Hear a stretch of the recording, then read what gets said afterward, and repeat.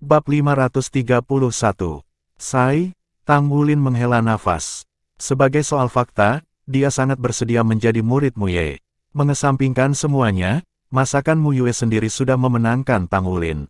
Dia yakin bahwa budidayanya akan meningkat dengan pesat jika dia terus memiliki akses ke makanan enak yang dibuat oleh paman chef sesering itu. Namun, mengkhianati sekte Tang demi makanan saja itu konyol. Kalau saja Tang sekte punya koki hebat seperti paman Ye. Saat ia menelan seteguk air liur, Tang Wulin berjalan keluar dari kantin kecil merasa sedikit tidak berdaya. Chang Gongyan dan Lin Yuhan sudah tidak ada lagi. Hanya Zhen Hua dan Gu Yue yang tersisa. Paman Tuan, Tang Wulin memanggil dengan hormat.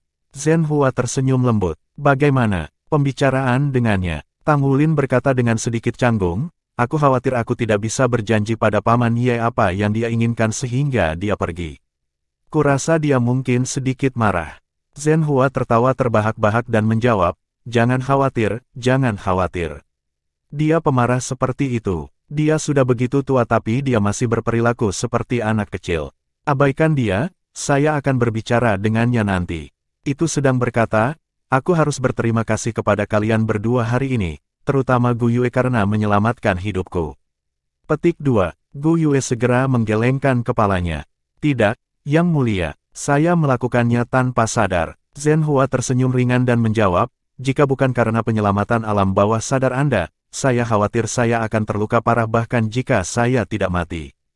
Pedangnya terlalu tiba-tiba tetapi kecepatan respons Anda sangat cepat. Merasa malu, Gu Yue menundukkan kepalanya. Zhen Hua kemudian memandang Tang Wulin dan berkata, penampilan Anda hari ini juga tidak buruk. Saya tidak berharap Anda membuat peningkatan dalam penempaan roh Anda dalam beberapa bulan terakhir. Anda sudah bisa menyelesaikan Creation Spirit Forging dan Evil Spirit Forging berhasil. Itu hebat. Lanjutkan menstabilkan kemampuan Anda dan menguatkan fondasi Anda. Anda perlu merasakan transformasi dalam paduan ketika Anda Spirit Forge dengan sungguh-sungguh. Pada saat yang sama, Anda juga perlu merasakan transformasi tubuh Anda sedang melalui selama proses penempaan. Ini adalah hal-hal yang akan menghancurkan Anda ke tingkat penempaan jiwa di masa depan. Petik 2. Ya, Paman Tuan. Tang Wulin telah naik pada peringkat saat ini karena dia tidak pernah bisa menjadi pandai besi peringkat 6 sejati tanpa terlebih dahulu mendapatkan basis budidaya 4 cincin. Namun, dia sudah bisa membuat alloy Spirit Forge lebih baik daripada kebanyakan pandai besi peringkat 6. Satu-satunya hal yang belum dia capai adalah Fuse Spirit Forging. Ini adalah alasan mengapa dia tidak bisa naik ke peringkat berikutnya. Adapun penempaan jiwa, ia akan membutuhkan tingkat kekuatan jiwa yang lebih tinggi untuk mencapainya. Zhen Hua menjawab, baiklah, masih ada hal-hal yang harus saya tangani. Anda berdua lanjutkan dan kerjakan sendiri. Oh ya, Lin Yuhan meminta saya untuk menyampaikan pesan ini kepada Anda. Dia ingin mengatakan bahwa dia pasti akan melampaui kemampuan Anda. Wulin, anakku, Anda harus bekerja lebih keras, oke. Setelah mengucapkan selamat tinggal pada Zhen Hua, hal pertama yang dilakukan Tang Wulin adalah menjual beberapa paduan roh yang dia buat. Yang mengejutkan, 2 paduan roh yang dia tempa saat ini dijual dengan harga tinggi. Paduan yang pergi melalui penempaan roh penciptaan dan penembakan roh jahat sangat langka. Sebelum Tang Wulin berhasil menjual kedua paduan itu ke asosiasi, mereka sudah dibeli oleh 2 pandai besi yang baru saja naik ke peringkat kelima. Mereka berharap dapat meningkatkan Spirit Forging mereka dengan meneliti kedua paduan tersebut. Meskipun Tang Wulin membuat kagum kerumunan sebelumnya, ia nyaris tidak mendapatkan ketenaran dari mengalahkan Lin Yuhan di tempat. Namun, ia menjadi jenius kecil yang populer di asosiasi pandai besi. Kemana kamu ingin pergi malam ini? Tang Wulin bertanya pada Gu Yue setelah meninggalkan asosiasi pandai besi. Mereka masih bisa masuk kelas selama mereka kembali besok tengah malam. Mereka sementara meninggalkan Mesya di asosiasi pandai besi dan akan kembali untuk mendapatkannya sebelum mereka pergi ke Akademi Shrek. Gu Yue menjawab, saya tidak terbiasa dengan Sky Dow City. Saya akan menemani Anda kapanpun Anda ingin pergi. Ayo jalan-jalan kalau begitu. Aku sangat menyukai Sky Dow City. Tang Wulin melontarkan senyum lembut. Daya tarik utama Sky Dow City adalah bahwa tidak ada gedung pencakar langit dan banyak bangunan kuno masih terpelihara dengan baik. Ada lebih banyak bangunan kuno di sini dibandingkan dengan tempat lain di seluruh benua Douluo. Tang Wulin membawa Gu Yue kemana-mana. Mereka berjalan di jalanan, gang, dan jalan-jalan tua. Ada toko-toko kuno di kedua sisi jalan dan itu membuat mereka merasa seolah-olah mereka telah melakukan perjalanan kembali ke masa lalu. Ulin, kamu benar-benar harus sedikit lebih berhati-hati sekarang. Tuan roh jahat itu hampir menyakitimu sebelumnya. Haruskah kita kembali ke akademi lebih awal? Gu Yue berbicara kepada Tang Wulin setelah berjalan beberapa saat. Tang Wulin tersenyum ketika dia menjawab, tidak, jangan khawatir. Master jiwa jahat sangat langka di sini, berapa banyak kebetulan jika mereka bertemu dengan kita. Kamu yakin tentang itu? Mereka mendengar suara dingin. Tang Wulin panik dan menggeser tubuhnya di depan Gu Yue untuk melindunginya tanpa sadar. Namun, dengan ikatan yang mereka sadari, pemandangan di sekitar mereka sudah berubah. Jalan-jalan tua di sekitar mereka tiba-tiba berubah menjadi dunia kegelapan sementara esensi darah tebal menyapu wajahnya. Pada saat berikutnya, dia merasa bingung di kepalanya dan kehilangan kesadaran saat kepalanya berputar. Kemudian, cahaya merah gelap tiba-tiba melemah dan jalan-jalan tua kembali normal. Bahkan pejalan kaki yang lewat tidak melihat dua orang menghilang dari jalan. Rasanya seperti waktu telah berhenti ketika mereka menghilang beberapa saat yang lalu. Tang Wulin bergidik ketika bangun dari ketidaksadaran karena kedinginan dan hawa dingin yang menusuk. Dia secara tidak sadar membuka matanya dan yang mengejutkan, ada awan mengambang di bawahnya. Dia tinggi di langit, lalu, dia melihat Gu Yue tepat di seberangnya dengan tubuh terbaring horizontal. Untuk lebih tepatnya, mereka berdua dipegang di antara ketiak seseorang. Wajah Gu Yue pucat dan matanya masih tertutup. Esensi darah sebenarnya dari orang ini sementara dingin yang mengerikan berasal dari langit di atas mereka. Apakah itu tuan roh jahat? Tang Wulin merasa tak berdaya saat dia langsung menebak. Sepertinya dia terlalu ceroboh. Selain itu, dia tidak berharap bahwa orang ini akan menargetkannya. Dia menduga bahwa orang yang menerbangkan mereka ke langit mungkin adalah penguasa roh jahat yang berusaha membunuh Zhen Hua lebih awal. Jika dia benar, kemungkinan dia dan Gu Yue selamat akan menjadi minimal. Orang ini Hyper Douluo, kamu cepat bangun. Suara dingin tanpa gender terdengar di telinga Tang Wulin. Suara itu saja sudah cukup untuk membuatnya merasa seperti orang gila. Tang Wulin menutup matanya tanpa mengucapkan sepatah kata pun. Tidak ada gunanya baginya untuk mengatakan apapun pada titik ini sehingga ia lebih suka tidak berbicara sama sekali. Tepat pada saat itu, tiba-tiba tanpa bobot menimpanya, dan dia tidak bisa menahan diri untuk berteriak. Ketika dia membuka matanya, dia terkejut mengetahui bahwa mereka sudah jatuh bebas ke tanah. Mereka jatuh dengan cepat dan melewati sejumlah awan. Perasaan intens tanpa bobot secara alami membuat orang merasakan ketakutan bawah sadar. Saat mereka kira-kira berjarak 100 meter dari tanah, sebuah kekuatan yang kuat mengangkat dan menstabilkan mereka di udara. Tang Wulin hampir memuntahkan seteguk darah dari itu tetapi sebelum dia bisa melakukannya, keduanya jatuh ke tanah. Itu adalah tanah tandus dan melihat warna langit, itu hampir malam. Saat itulah Tang Wulin berkeliling untuk melihat baik-baik pada tuan roh jahat. Tuan roh jahat itu ditutupi pakaian abu-abu ketat. Dengan kepala tertutup, matanya adalah satu-satunya hal yang terlihat. Mereka berwarna abu-abu juga, tetapi pupilnya tampak aneh karena mereka diwarnai merah. Melambaikan kedua tangannya, dia melemparkan Tang Wulin dan Gu Yue ke tanah. Apakah spekter mati di tanganmu? Suara dingin itu menanyai Tang Wulin. Momok, Tang Wulin tertegun sejenak. Aku tidak tahu siapa itu. Kamu tidak tahu. Spektre telah hilang sejak dia menaiki kereta jiwa dan kamu adalah salah satu yang selamat dalam insiden itu, jawab roh jahat itu dengan dingin. Tang Wulin tiba-tiba menyadari. Apakah Anda berbicara tentang orang yang dapat menempa jiwa saya bahkan tidak tahu kemana dia pergi? Apakah Anda benar-benar berpikir bahwa saya dapat membunuhnya dengan basis kultivasi saya?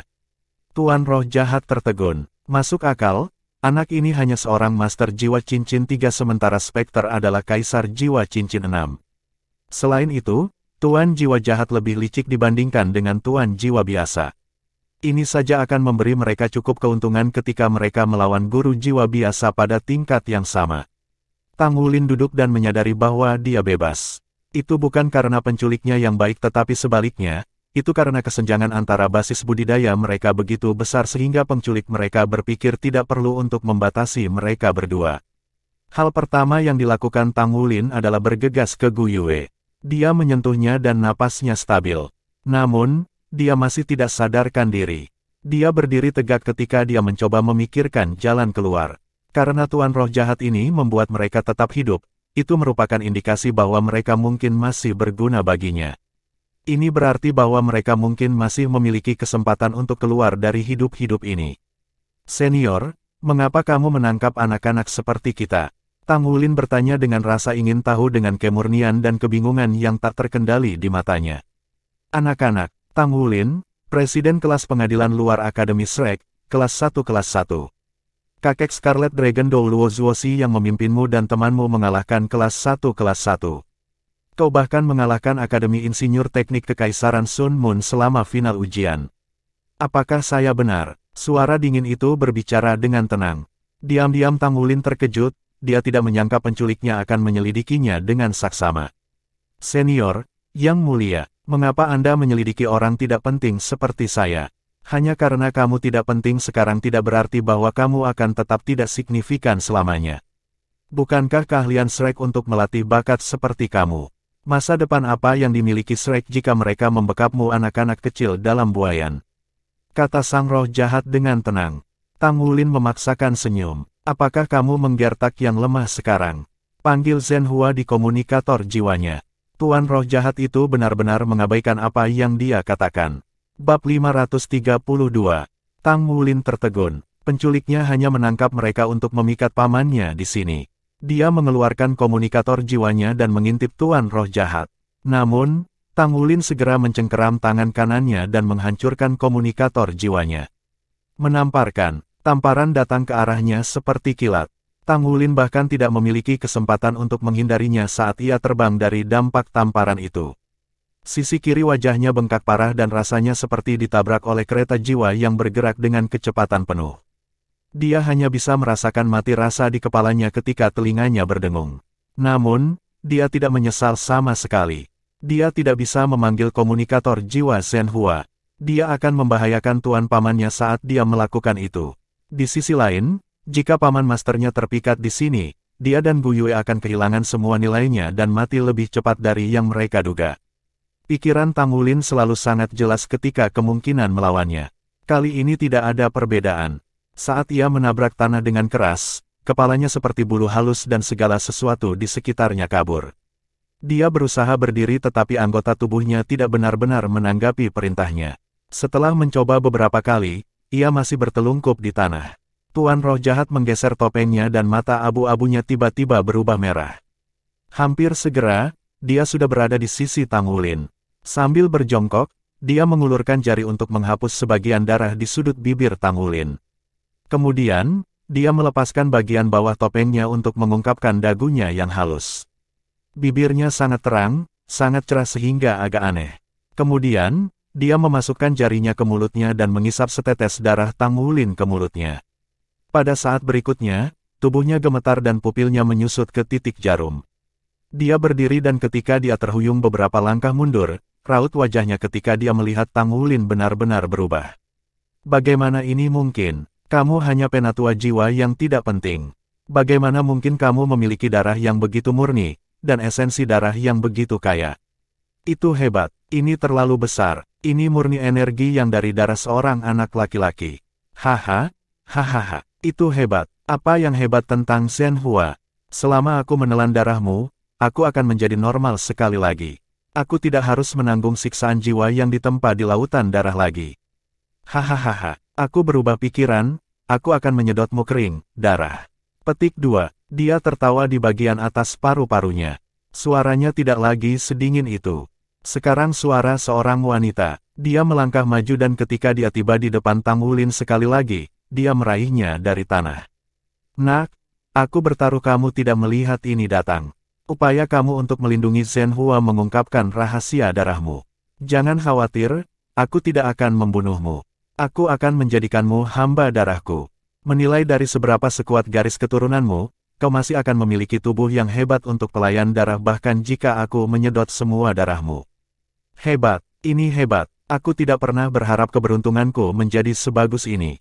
Petik 2. Dia melepaskan bagian yang lebih besar dari setengah bagian bawah dari topengnya ketika dia berbicara, dan dua taring yang sangat ganas tumbuh pada tingkat yang mengkhawatirkan ketika bibir merahnya terbuka.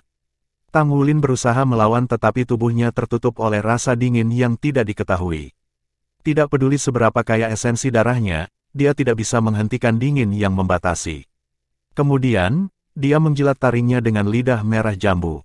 Dia seperti pemangsa yang menahan diri untuk tidak makan makanan paling enak di dunia. Saat dia beringsut mendekat ke Tang Wulin, aroma manis yang samar-samar keluar dari tubuhnya. Tang Wulin memaksakan senyum. Tunggu. Suaranya agak tidak jelas sekarang karena tamparan itu. Tentu, karena darahmu sangat penting, aku akan membiarkanmu mengucapkan satu kalimat. Namun, jangan berani-beraninya membuatku marah dengan memohon. Ada semacam pesona dalam suara Tuan Roh Jahat. Itu adalah jenis pesona yang bisa membuat seseorang cemas. Tang Wulin menjawab, saya tidak memohon untuk saya karena saya tahu saya tidak punya cara untuk melarikan diri. Namun, karena darah saya akan sangat bermanfaat bagi Anda, saya yakin Anda akan perlu menemukan tempat untuk berkultivasi setelah menelan darah saya. Anda benar-benar tidak perlu membuang waktu. Jika itu masalahnya, bisakah Anda membiarkan teman saya bebas? Ia tidak berguna bagi Anda dan bahkan tidak akan menimbulkan ancaman karena ia begitu lemah. Tolong, bawa saya dan Anda bisa menghisap darah saya di tempat lain. Tolong, Anda harus menyingkirkannya di sini. Saya tidak ingin dia melihat saya mendapatkan darah saya dihisap oleh Anda. Petik 2. Tuan Roh Jahat tertegun, ke titik di mana tangannya menjadi kaku. Kau sekarat dan memikirkannya. Apa kau menyukainya? Kau hanya anak-anak? Apakah kau mengerti cinta? Tang Wulin berusaha tersenyum. Aku tidak tahu apa itu cinta, tapi sekarang tidak ada yang masuk akal sejak aku sekarat. Bisakah kamu setidaknya menjanjikan ini padaku? Anggap ini permintaan terakhirku sebelum aku mati. Tuan Roh Jahat tiba-tiba menghela nafas. Aku tidak pernah tahu ada orang yang masih rela mengorbankan hidup mereka untuk orang lain.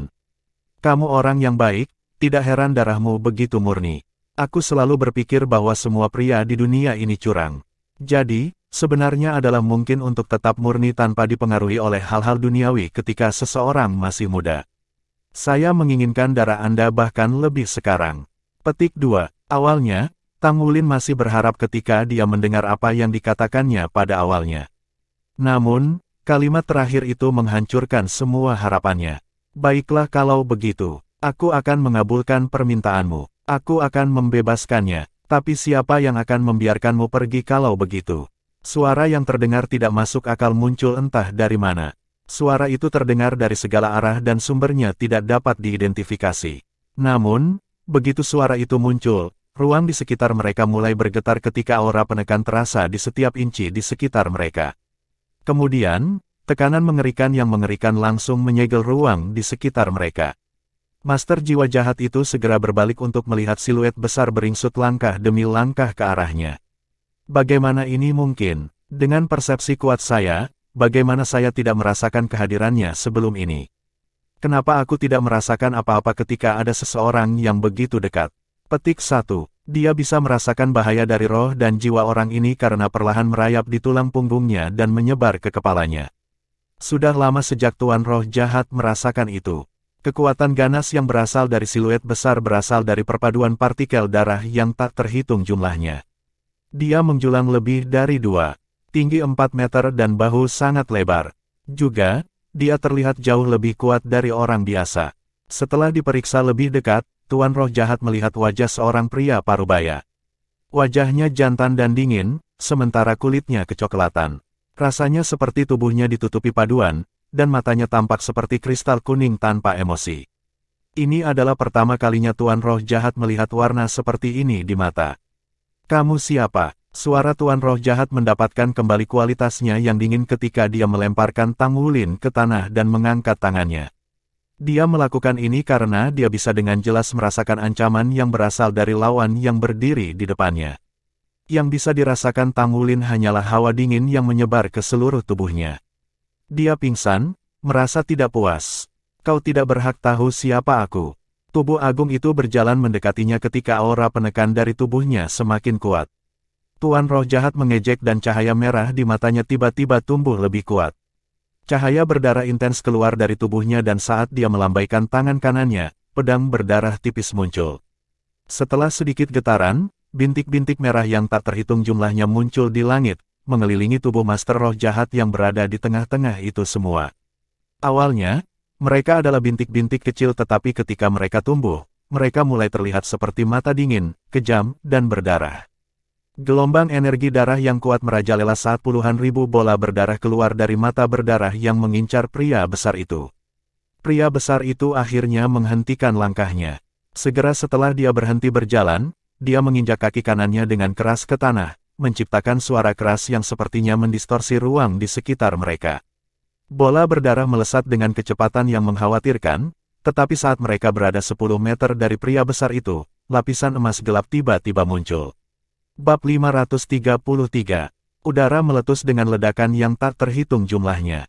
Seolah-olah setiap tabrakan berpendar menyebabkan celah kecil di ruang itu sendiri. Namun, penghalang emas gelap tetap tidak terpengaruh. Pada saat itu, pria besar itu melambaikan tangan kanannya. Lengan kanannya tiba-tiba menjadi berotot sementara tangannya tumbuh dengan kecepatan yang mencengangkan. 5 bola emas gelap yang bersinar tampak seperti mereka akan menghancurkan langit dan bumi. Begitu dia menyerang, cara mengesankan yang dia kumpulkan menghilang ketika jarak di antara mereka tertutup secara instan. Dengan basis kultivasi dari seorang guru jiwa jahat, dia terkejut menemukan bahwa dia tidak bisa langsung keluar dari jangkauan. Keterampilan apa yang dimiliki orang ini? Dalam sekejap, cahaya merah terang menyala di dahinya, mata berdarah yang tak terhitung jumlahnya di langit ditarik kembali dan dengan cepat menyerbu tubuhnya.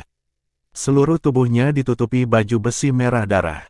Armor ini tidak memiliki pola mewah, hanya mata berdarah jahat yang terpesona padanya. Segera, sikap mengesankan dari roh jahat itu meroket. Sepasang sayap terbuka di punggungnya, menyerupai sayap kelelawar raksasa, merah darah seperti baju zirahnya. Saat dia mengepakkan sayapnya, kilau merah memancar, pedang merah di tangannya memotong jejak tipis seperti darah di langit. Bang! Ledakan besar bisa terdengar di sekitar. Dari pusat tabrakan, ledakan mengerikan melesat ke awan. Langit hancur oleh kekuatan luar biasa dari 2 gelombang kekuatan jiwa. Siluet merah tua melambung dari dalam. Sosok itu terbang ratusan meter langsung sebelum mendarat di tanah. 5 luka bergaris rapi di atas penutup dada yang dipakainya. Kalau bukan karena zirahnya, dia mungkin sudah benar-benar terkoyak. Kamu seorang Limit Douluo. Suara Tuan Roh Jahat tidak bisa tetap tenang lagi. Dia sendiri adalah Master Armor Pertempuran 3 Kata dan juga Hyper Douluo. Dengan armor, basis kultivasinya dekat dengan yang dimiliki Limit Douluo. Di sisi lain, lawannya berhasil mengalahkannya tanpa harus mengenakan baju perang sama sekali. Itu telah membuktikan satu hal, orang itu adalah Limit Douluo. Batas Douluo sejati. Meskipun armor perang bisa meningkatkan Master Jiwa Jahat ke level yang sama dengan Limit Douluo, ada perbedaan jika dibandingkan dengan Limit Douluo yang sebenarnya. Itu adalah dunia yang beroperasi pada tingkat surgawi. Bahkan dengan armor tempur, itu tidak pernah benar-benar mungkin untuk mencapai tingkat seperti itu. Hanya orang-orang yang telah mencapai jumlah yang signifikan di basis kultivasi mereka yang dapat membuka pintu ke dunia itu. Pada saat itu, Master Jiwa Jahat bermata-bermata tidak lagi peduli tentang kekuatan yang bisa diberikan Tang Wulin padanya dan dia berguling ke lantai. Dalam sekejap, tubuhnya benar-benar berubah menjadi garis-garis merah bercahaya dan melesat kemana-mana.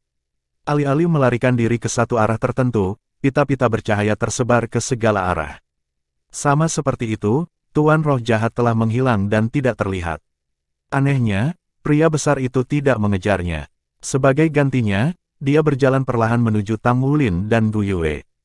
Lengan kanannya perlahan menyusut kembali ke ukuran awalnya, sementara 5 bilah yang telah diperpanjang dari jari-jarinya mencabut. Dia hanya berhenti berjalan ketika dia tiba sebelum Gu Yue. Pada saat itu, Gu Yue duduk dari tanah. Ya, dia langsung duduk. Nona, kata pria itu dengan hormat dengan satu lutut di tanah. Gu Yue memberi tanggapan singkat dan berdiri. Dia berjalan ke Tang Wulin dan berjongkok perlahan. Dengan lembut, dia membelai wajahnya. Sebuah percikan cahaya lembut terpancar darinya dan memasuki pipi Tang Wulin, menyebabkan bengkaknya sembuh. Pejuang besar itu berdiri tegak seperti panah, tetapi dia tidak bertanya apa-apa. Matanya, seperti kristal kuning, tidak menunjukkan tanda-tanda emosi sama sekali. Apakah kamu penasaran kenapa aku tidak membiarkanmu membunuh Tuan Roh Jahat itu? Meskipun Gu Yue menghadapi Tang Wulin, dia bertanya pada pria itu. Ya, Jawabnya sederhana. Musuh-musuhku adalah temanku. Kita harus menggunakan apapun yang kita miliki. Kamu bisa pergi sekarang. Gu Yue melambaikan tangannya. Iya, sosok raksasa menanggapi sekali lagi sebelum berbalik dan berjalan perlahan ke kegelapan. Bayangan menimpa mereka. Malam telah tiba. Gu Yue duduk di samping Tang Wulin, menatapnya melamun. Baru beberapa saat kemudian dia berjalan ke Tang Wulin dan berbaring. Dia menyandarkan tubuhnya ke pelukannya. Wah, ini terlalu banyak. Wajah Zhen Hua pucat pasi. Mo Ye menatapnya. Mereka baik-baik saja, aku sudah memeriksa tubuh mereka dengan amat. Tapi sepertinya Heaven Dou City mungkin berbahaya sekarang. Apakah kamu melaporkan kejadian ini ke Federasi? Yang terbaik adalah kamu memberitahu Akademi Shrek juga. Ya, Zhen Hua mengangguk dan menenangkan dirinya.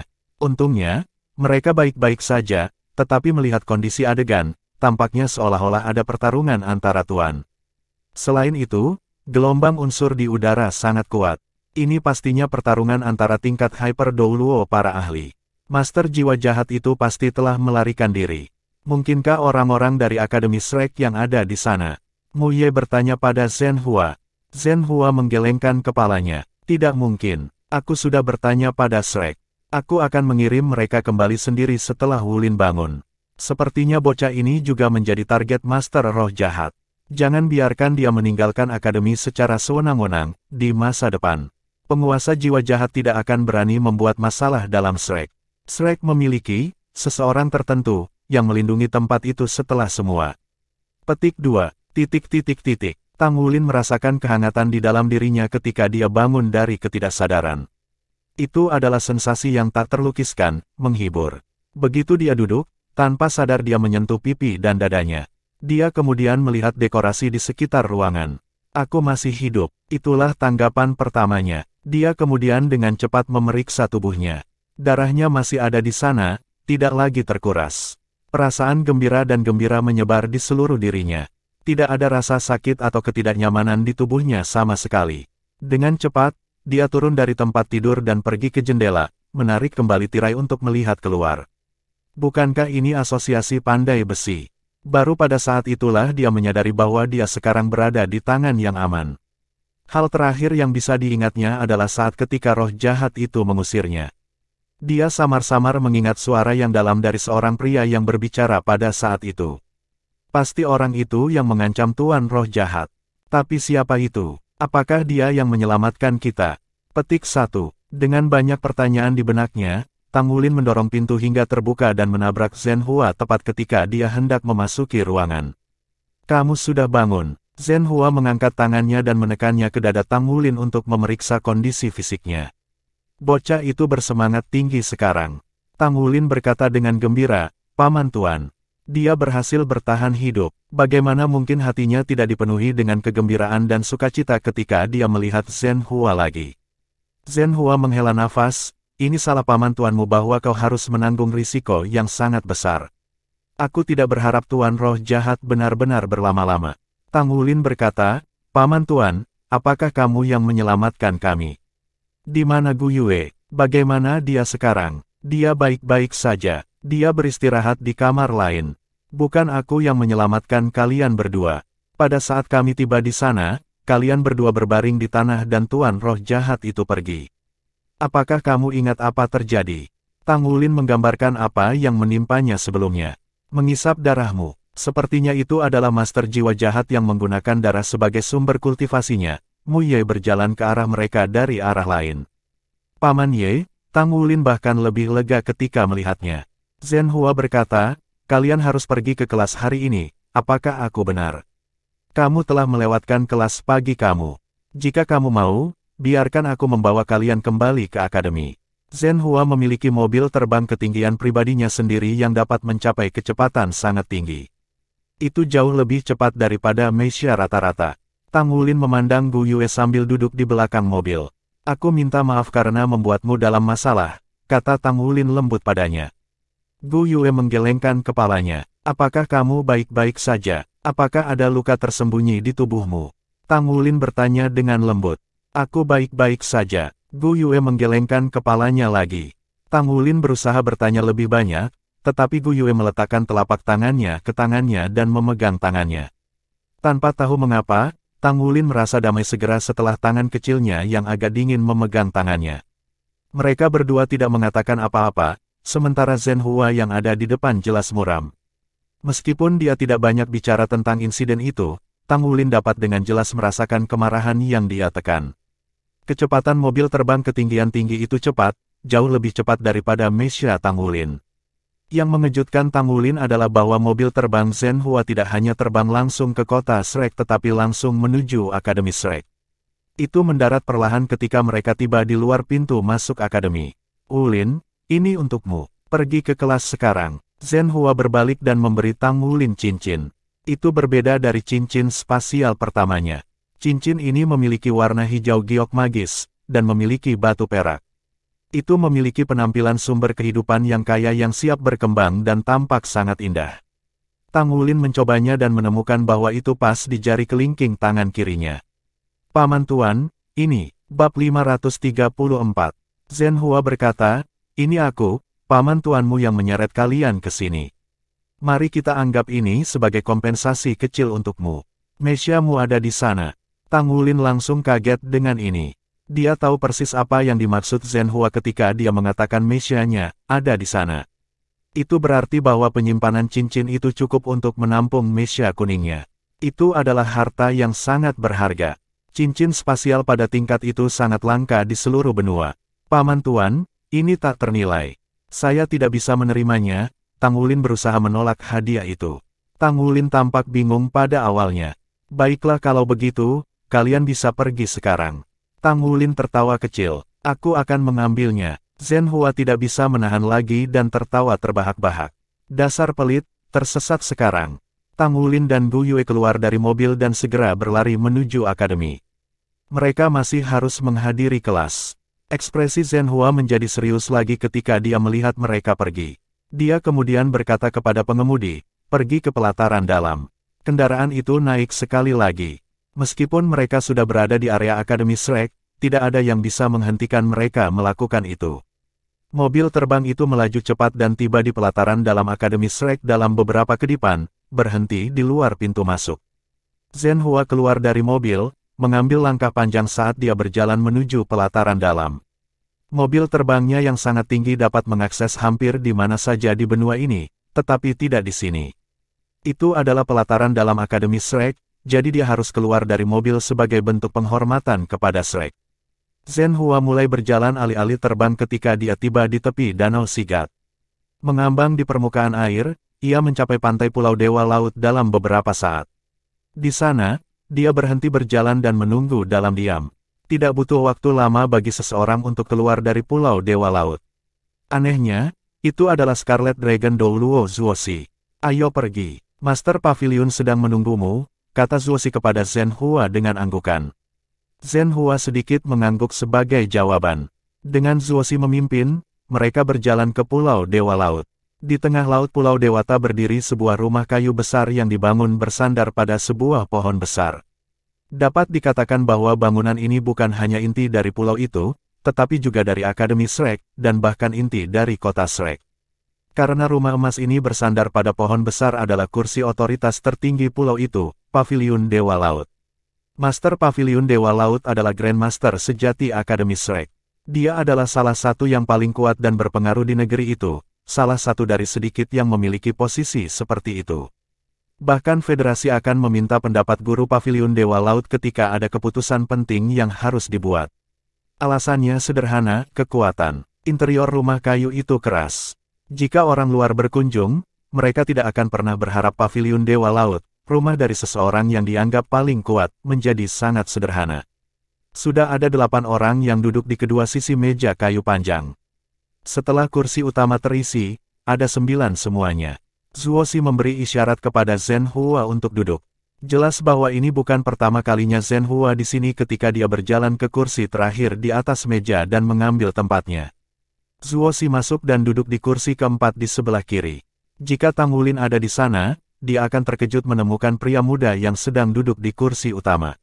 Pemuda itu yang pernah dilihatnya, yang menemani Roh Kudus Dou Luo di ayunan. Dia tampak seperti baru berusia 27 atau 28 tahun, tetapi dia tampan dan tersenyum lembut. Namun, setiap orang yang penting dari Akademi Shrek yang hadir memandangnya dengan hormat. Yali duduk di kursi pertama di sebelah kanannya sementara ada seorang lelaki tua jangkung dengan wajah bulat dan tubuh besar duduk di sisi lainnya. Feng Wuyu juga ada di sana, duduk di seberang Scarlet Dragon Douluo Zuoxi. Sementara itu, Penatua Kai duduk di sebelah Feng Wuyu. Ya, mereka yang tampil di hadapannya adalah pemimpin sejati Akademi Shrek, Tetua Paviliun Dewa Laut. Orang yang duduk di kursi utama adalah pemimpin tertinggi Paviliun Dewa Laut, Master Paviliun Dewa Laut generasi tersebut. Yang mulia, Zhen Hua membungkuk di sigat Paviliun Master dengan hormat. Tuan Paviliun Dewa Laut sedikit tersenyum dan menunjuk padanya. Zhen Hua kemudian duduk. Meskipun dia adalah satu-satunya pengrajin surgawi yang hadir, dia tidak berani menunjukkan harga dirinya di hadapan Master Dewa Lautan Paviliun. Dia belum dilahirkan ketika Master Dewa Lautan menaklukkan benua di masa lalu. Master ini dikenal sebagai yang pertama di antara para ahli di Douluo kontinen hari ini. Dia dianggap sebagai puncak kemanusiaan. Dikatakan bahwa jika benua Douluo dapat merasakan kehadiran alam surgawi, dia akan diangkat ke posisi lebih awal. Di bawah kepemimpinannya, Akademi Shrek sama stabilnya dengan Gunung Tai. Pemerintah federasi yang kuat tidak berani memperlakukan mereka dengan jijik. Kemandirian kota Shrek berasal dari kekuatan Paviliun Dewa Laut. Zhen Hua, tolong beritahu kami lebih banyak tentang situasinya, kata Paviliun Dewa Laut dengan senyum di wajahnya. Tidak akan pernah ada pertemuan Paviliun Dewa Laut untuk hal-hal kecil. Itu hanya akan diadakan ketika sesuatu yang besar terjadi. Zhen Hua mengangguk dan menceritakan kisah lengkap pertemuannya dengan sang pembunuh. Tang Wulin kemudian ditangkap oleh guru roh jahat, dan dia membawa mereka kembali ke asosiasi. Apakah kamu punya rekaman pertempuran? Tuan Paviliun Dewa Laut bertanya. Ya, Zhen Hua berdiri dan mengeluarkan tongkat logam. Dia menekannya dengan ringan dan aliran cahaya diproyeksikan dari tongkat ke dinding. Cahaya itu adalah video yang menunjukkan apa yang berhasil ditangkapnya pada saat itu. Setiap penatua Paviliun Dewa Laut tenggelam dalam pikiran ketika mereka menyaksikannya. Ya, ada perkelahian sengit di sana. Menurut apa yang dikatakan Tang Wulin, keahlian Master Roh Jahat menghisap darah ke titik di mana basis budidayanya sudah dekat atau sudah pada tingkat Hyper Douluo. Orang yang menyelamatkan Tang Wulin harus memiliki kekuatan luar biasa untuk berhasil mengusir Tuan Roh Jahat, Penatua Kai berkata sambil mengerutkan kening. Tuan Paviliun Dewa Laut mengucapkan dua kata sederhana sambil memicingkan matanya. Das Gold Dreadclaw. Wajah semua penatua yang hadir terkejut ketika mereka mendengar kata-kata itu. Roh Kudus Douluo Yali menatapnya dengan lembut. Tapi Dreadclaw Das Gold jarang terjadi. Lagi pula, aku belum pernah mendengar tentang Master Jiwa yang berhasil menumbuhkan Das Gold Dreadclaw ke tingkat seperti itu. Tuan Paviliun Dewa Laut tampak seperti sedang tenggelam dalam pikirannya juga. Ya, sejauh yang saya tahu, tidak ada orang seperti itu tetapi harus Das Gold Dreadclaw, dan basis kultivasi harus di atas Hyper Douluo. Lihat itu, tanda-tanda yang mereka tinggalkan dari pertarungan bukan hanya goresan. Bahkan tanah dan bebatuan di sekitarnya berubah menjadi bubuk. Itulah tanda puncak budidaya Das Gold Dreadclaw. Zuoxi, jika saya tidak salah, Tang Wulin memiliki kemampuan Das Gold Dreadclaw juga. Apakah itu benar? Petik 2. Zuoxi mengangguk. Ini sedikit berbeda dari Das Gold Dreadclaw. Dia menggabungkan kekuatan garis keturunannya sendiri dan menyebutnya Golden Dragon Dreadclaw. Tetapi kemampuannya berasal dari platform kenaikan roh. Apakah Anda menduga bahwa pemimpin jiwa yang menyelamatkan mereka mungkin seseorang dari Pagoda Roh? Petik 2. Tuan Paviliun Dewa Laut sedikit mengangguk. Kita tidak bisa mengesampingkan kemungkinan itu. Penguasa jiwa yang kuat yang sama sekali tidak kita sadari kemungkinan besar berasal dari Pagoda Roh. Mereka semakin rahasia dalam beberapa tahun terakhir. Karena persyaratan jiwa roh dari para guru jiwa, Pagoda Roh telah mengumpulkan kekayaan besar dan kekuatan mereka berkembang dengan kecepatan tinggi. Selain itu, selama beberapa tahun terakhir, jiwa roh buatan telah dikembangkan sedemikian rupa sehingga memberikan lebih banyak master jiwa kesempatan untuk memiliki jiwa roh yang kuat. Itu telah meroket posisi Pagoda Roh. Semua ini membuktikan perkataan itu, Anda bisa melakukan apa saja ketika Anda kaya. Itu mungkin. Gu Yue adalah murid inti dari Pagoda Roh sedangkan Heavenly Phoenix Douluo adalah gurunya. Penatua Kai tanpa sadar melihat Roh Kudus Douluo Yali ketika dia mengatakan itu. Yali sedikit terkejut ketika dia mendengar nama Heavenly Phoenix Douluo. Emosi yang tidak wajar melintas di mata guru Dewa Paviliun Laut. Meskipun dia berhasil menekannya dengan segera, seluruh ruangan generasi terbaik, termasuk Zhenhua, memperhatikannya. Mereka tidak bisa membantu tetapi diam-diam tertawa di dalam. Rumor mengatakan bahwa Master Paviliun Dewa Laut memiliki sejarah dengan Wakil Ketua Spirit Pagoda, Phoenix Surgawi Douluo Leng Yaozu. Mungkin ada kebenaran pada rumor ini. Master Paviliun terbatuk. Aku akan mengkonfirmasi tentang itu dengan Pagoda Roh. Sekarang mari kita bicara tentang Tuan Roh Jahat, Tuan Paviliun Dewa Laut dengan serius. Bab 535. Operasi Tuan Roh Jahat semakin merajalela akhir-akhir ini. Telah mencapai titik bahwa mereka perlu diberi pelajaran. Federasi telah mengirimi kami permintaan, berharap bahwa kami dapat bekerja sama dengan mereka untuk memerangi ancaman yang semakin meningkat ini. Satu-satunya cara untuk melawan penampilan misterius para penguasa jiwa jahat ini adalah dengan memperkuat langkah-langkah keamanan masing-masing kota, serta mengumpulkan lebih banyak pasukan militer untuk menjaga mereka setiap saat.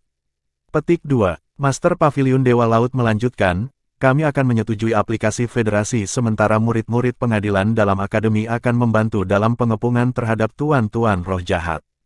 Pada saat yang sama, hubungi Sekte Tang. Memobilisasi semua kontak kami dan mencari keberadaan tuan jahat. Laporkan kepada kami segera setelah ada berita. Petik 2. Ya, jawab semua tetua serempak. Paviliun Master, ada masalah lain. Perwakilan Bintang Luo Benua menyatakan harapan bahwa kita akan mengirim tim pertukaran ke akademi mereka. Anda tahu, Penatua Kai berbicara. Paviliun Master tersenyum tipis. Terima permintaan mereka. Kirim siswa kelas 1 dan 2 pengadilan luar yang luar biasa. Batasi jumlahnya hingga 10 orang untuk saat ini dan tugasi Wu Zhangkong untuk memimpin tim. Siswa baru dari kedua tahun itu tidak buruk, terutama kelas 1. Ini Tang Wulin sedang mengaduk-aduk. Kita harus memasukkannya ke dalam daftar sehingga Tuan Roh Jahat tidak akan datang untuknya. Petik 2. Zhenhua sedikit mengangkat alisnya tetapi tidak mengatakan apa-apa. Scarlet Dragon Douluo Zuosi berbicara, Paviliun Master, orang-orang muda itu belum membentuk kemampuan mereka. Bukankah itu? Tuan Paviliun Dewa Laut melambaikan tangannya. Perwakilan dari Star Luo Benua baru saja tiba belum lama ini. Mereka tidak akan pergi begitu cepat. Akademi harus menyesuaikan sumber daya untuk anak-anak sesuai sehingga mereka dapat meningkat sesegera mungkin. Kami akan melakukan pertukaran, bukan untuk memamerkan kehebatan kami sendiri. Tidak perlu mengirim siswa dengan nilai lebih tinggi dari pengadilan dalam. Siswa berprestasi dengan usia yang sama adalah yang benar-benar luar biasa. Petik 2. Penatua Kai mengangguk dan berkata, ya, mereka hanya akan kembali ke Star Luo kontinen sekitar setengah tahun kemudian. Itulah sebabnya mereka baru saja mengirim aplikasi kepada kami. Master Paviliun Dewa Laut berkata, kalau begitu sudah diatur. Lebih baik, Anda akan memilih kandidat. Ya, jawab Kai Yuer dengan hormat. Diskusi dilanjutkan dengan beberapa tindakan balasan dan perencanaan menyeluruh tentang bagaimana menangani tuan-tuan roh jahat. Sementara itu, Tang Wulin dan Gu Yue tidak tahu bahwa diskusi ini terjadi. Mereka baru saja tiba di kelas. Untungnya, kelas Shen Yi pada hari itu, bukan kelas Wu Zhangkong. Meskipun dia terkejut bahwa mereka terlambat, Shen Yi mengizinkan mereka berdua untuk menghadiri kelas tanpa menekan lebih jauh. Ketua kelas kita terlambat. Apakah kamu sangat senang bahwa kamu tidak ingin kembali? Xie menabrak Tang Wulin dan bertanya dengan lembut sambil menyeringai. Tang Wulin memelototinya. Ya, aku sangat senang bahwa aku tidak ingin kembali. Kamu harus mencobanya juga lain kali. Maka kamu akan tahu persis seperti apa itu. Mengapa dia begitu bahagia sehingga dia tidak ingin kembali. Dia seharusnya merasa beruntung bahwa dia selamat. Xie mulai mengedip padanya. Bahkan Su Xiaoyan, Su Lizi, Ye Xinglan dan yang lainnya memandang Tang Wulin dan Gu Yue dengan cara yang aneh. Wu Siduo memandang dari kejauhan. Dia mengerutkan kening saat dia menonton Tang Wulin dan kemudian Gu Yue. Tang Wulin, Gu Yue, datang ke sini. Shen Yi memanggil mereka berdua ke kantor segera setelah kelas berakhir. Apa yang salah dengan kalian berdua? Contoh seperti apa yang Anda tetapkan untuk teman sekelas Anda ketika presiden kelas dan wakil presiden keduanya terlambat pada waktu yang sama? Apalagi Anda berdua terlambat 1 jam. Ayo, akankah Anda memberitahu apa yang terjadi? Petik 2. Meskipun Shen Yi tidak seketat Wu Zhangkong, dia tidak semua kebaikan dan basa-basi. Terutama ketika hasil kelas 1 seseorang peringkat di atas sementara guru dan siswa dari kelas lain menonton. Tang Wulin menggaruk kepalanya. Kami bertemu dengan seorang penguasa jiwa jahat dan hampir tidak berhasil kembali. Dia tidak menyembunyikan apapun dan menceritakan setiap detail yang terjadi selama perjalanan mereka ke kota Heaven Dou dan tentang Zhen Hua yang mengirim mereka kembali sendiri. Apakah Tuan Roh Jahat begitu tidak terkendali sekarang? Shen Yi mengerutkan kening dalam ekspresi yang agak suram. Tang Wulin segera merespons. Aku tahu, mereka bahkan ingin membunuh Tuan Pamanku. Jelas bahwa mereka mencoba menaklukkan kekuatan dunia guru jiwa. Pasti ada skema di balik ini. Shen Yi sedikit mengangguk. Baiklah kalau begitu, jauhkan dari pikiranmu. Kalian berdua bisa pergi sekarang. Pertandingan dengan kelas 31 adalah dalam beberapa hari lagi. Tolong siapkan dirimu dan jangan dipukuli terlalu buruk. Tang Wulin tersenyum dan berkata, Bu, mengapa Anda begitu yakin bahwa kita akan kalah? Shen Yi menjawab, kalau begitu, menangkan kompetisi jika kamu bisa. Jika kamu mengalahkan kelas 1 kelas 3, Akademi akan membayar semua bahan yang dibutuhkan untuk membuat baju tempur pertempuran 1 kata untuk setiap peserta. Mata Tang Wulin menyala. Sangat. Orang harus tahu bahwa jumlah paduan langka yang dibutuhkan untuk menempa baju perang untuk itu banyak orang tidak datang murah. Selain itu, membuat sirkuit inti membutuhkan lebih dari sekadar paduan langka. Mereka juga membutuhkan energi unik dan batu mulia untuk mengaktifkan basis dan penyimpanan sirkuit. Semua ini membutuhkan uang. Pada dasarnya, komponen inti adalah bagian paling vital dalam pembuatan baju perang. Mereka biasanya terletak di tengah-tengah lempengan dada, sementara beberapa ditempatkan di helm. Membuat sirkuit inti adalah langkah yang paling sulit dan juga membutuhkan bahan yang paling mahal. Ya, saya sudah meminta Penatua Kai dan dia menyetujuinya. Dia mengatakan kepada saya bahwa tim perwakilan Star Luo Kontinen telah mengundang akademi kami untuk melakukan pertukaran dengan benua mereka. Penatua Kai tertarik untuk memilih kandidat dari kelas bawah pengadilan luar jadi, selama Anda menunjukkan kemampuan yang memadai, kita harus memiliki beberapa penyesuaian pada sumber daya kita nanti. Petik 2. Itu keren. Tang Wulin sangat bersemangat sehingga dia hampir melompat. Akademi Shrek memiliki tradisi yang merentang hingga puluhan ribu tahun. Bagaimana mungkin mereka tidak dianggap layak? Meskipun spirit pagoda memiliki kekayaan besar, uang tidak dapat dibandingkan dengan warisan.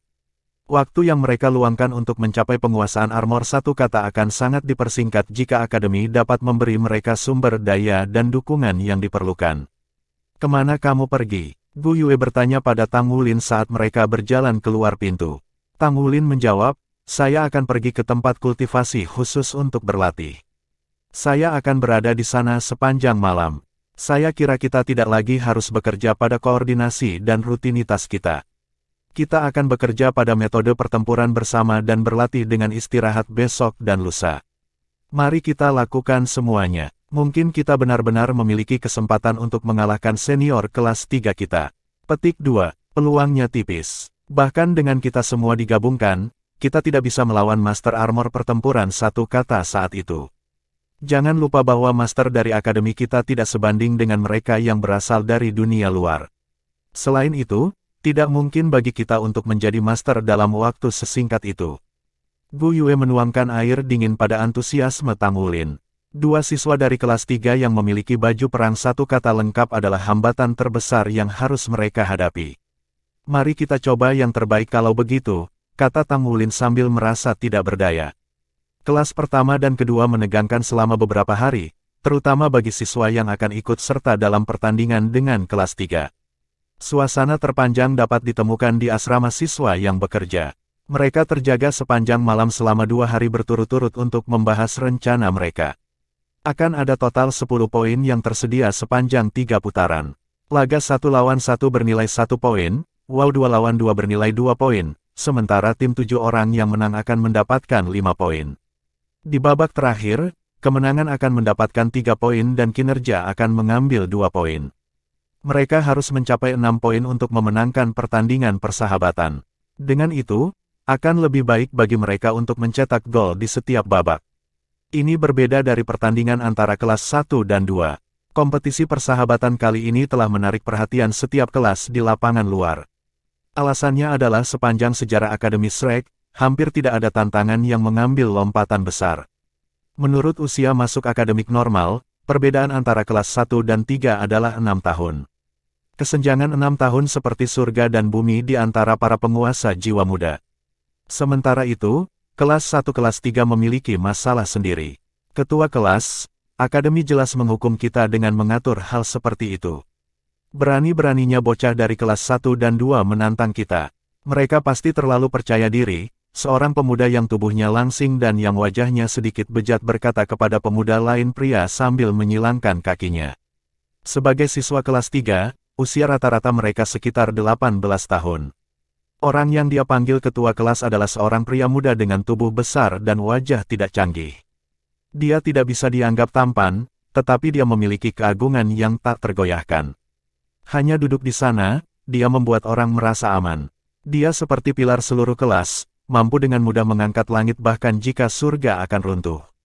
Dia adalah presiden kelas 3 kelas 1, Li Qiankun. Dia juga salah satu dari 2 master armor pertempuran satu kata dari kelasnya. Pada usia 18 tahun ini, ia adalah master jiwa perisai pertempuran peringkat 52. Jiwa bela dirinya sangat unik. Itu disebut surga dan bumi spere, jiwa bela diri varian langka. Saya sudah mendengar tentang kelas 1 dan 2. Kita tidak bisa gegabah, kata Li Qiankun dengan tenang. Si bejat duduk. Kapten, apakah kita harus begitu serius tentang hal itu? Yang tertinggi yang mereka dapat adalah peringkat 40. Seberapa jauh mereka berada di jalur kultivasi Tuan Jiwa? Tolong hitung aku dalam pertandingan 1 lawan 1 kali ini. Kurasa akademi mengatur pertempuran ini terutama untuk menekan sikap mereka yang mengesankan sehingga mereka tidak terlalu penuh dengan diri mereka sendiri.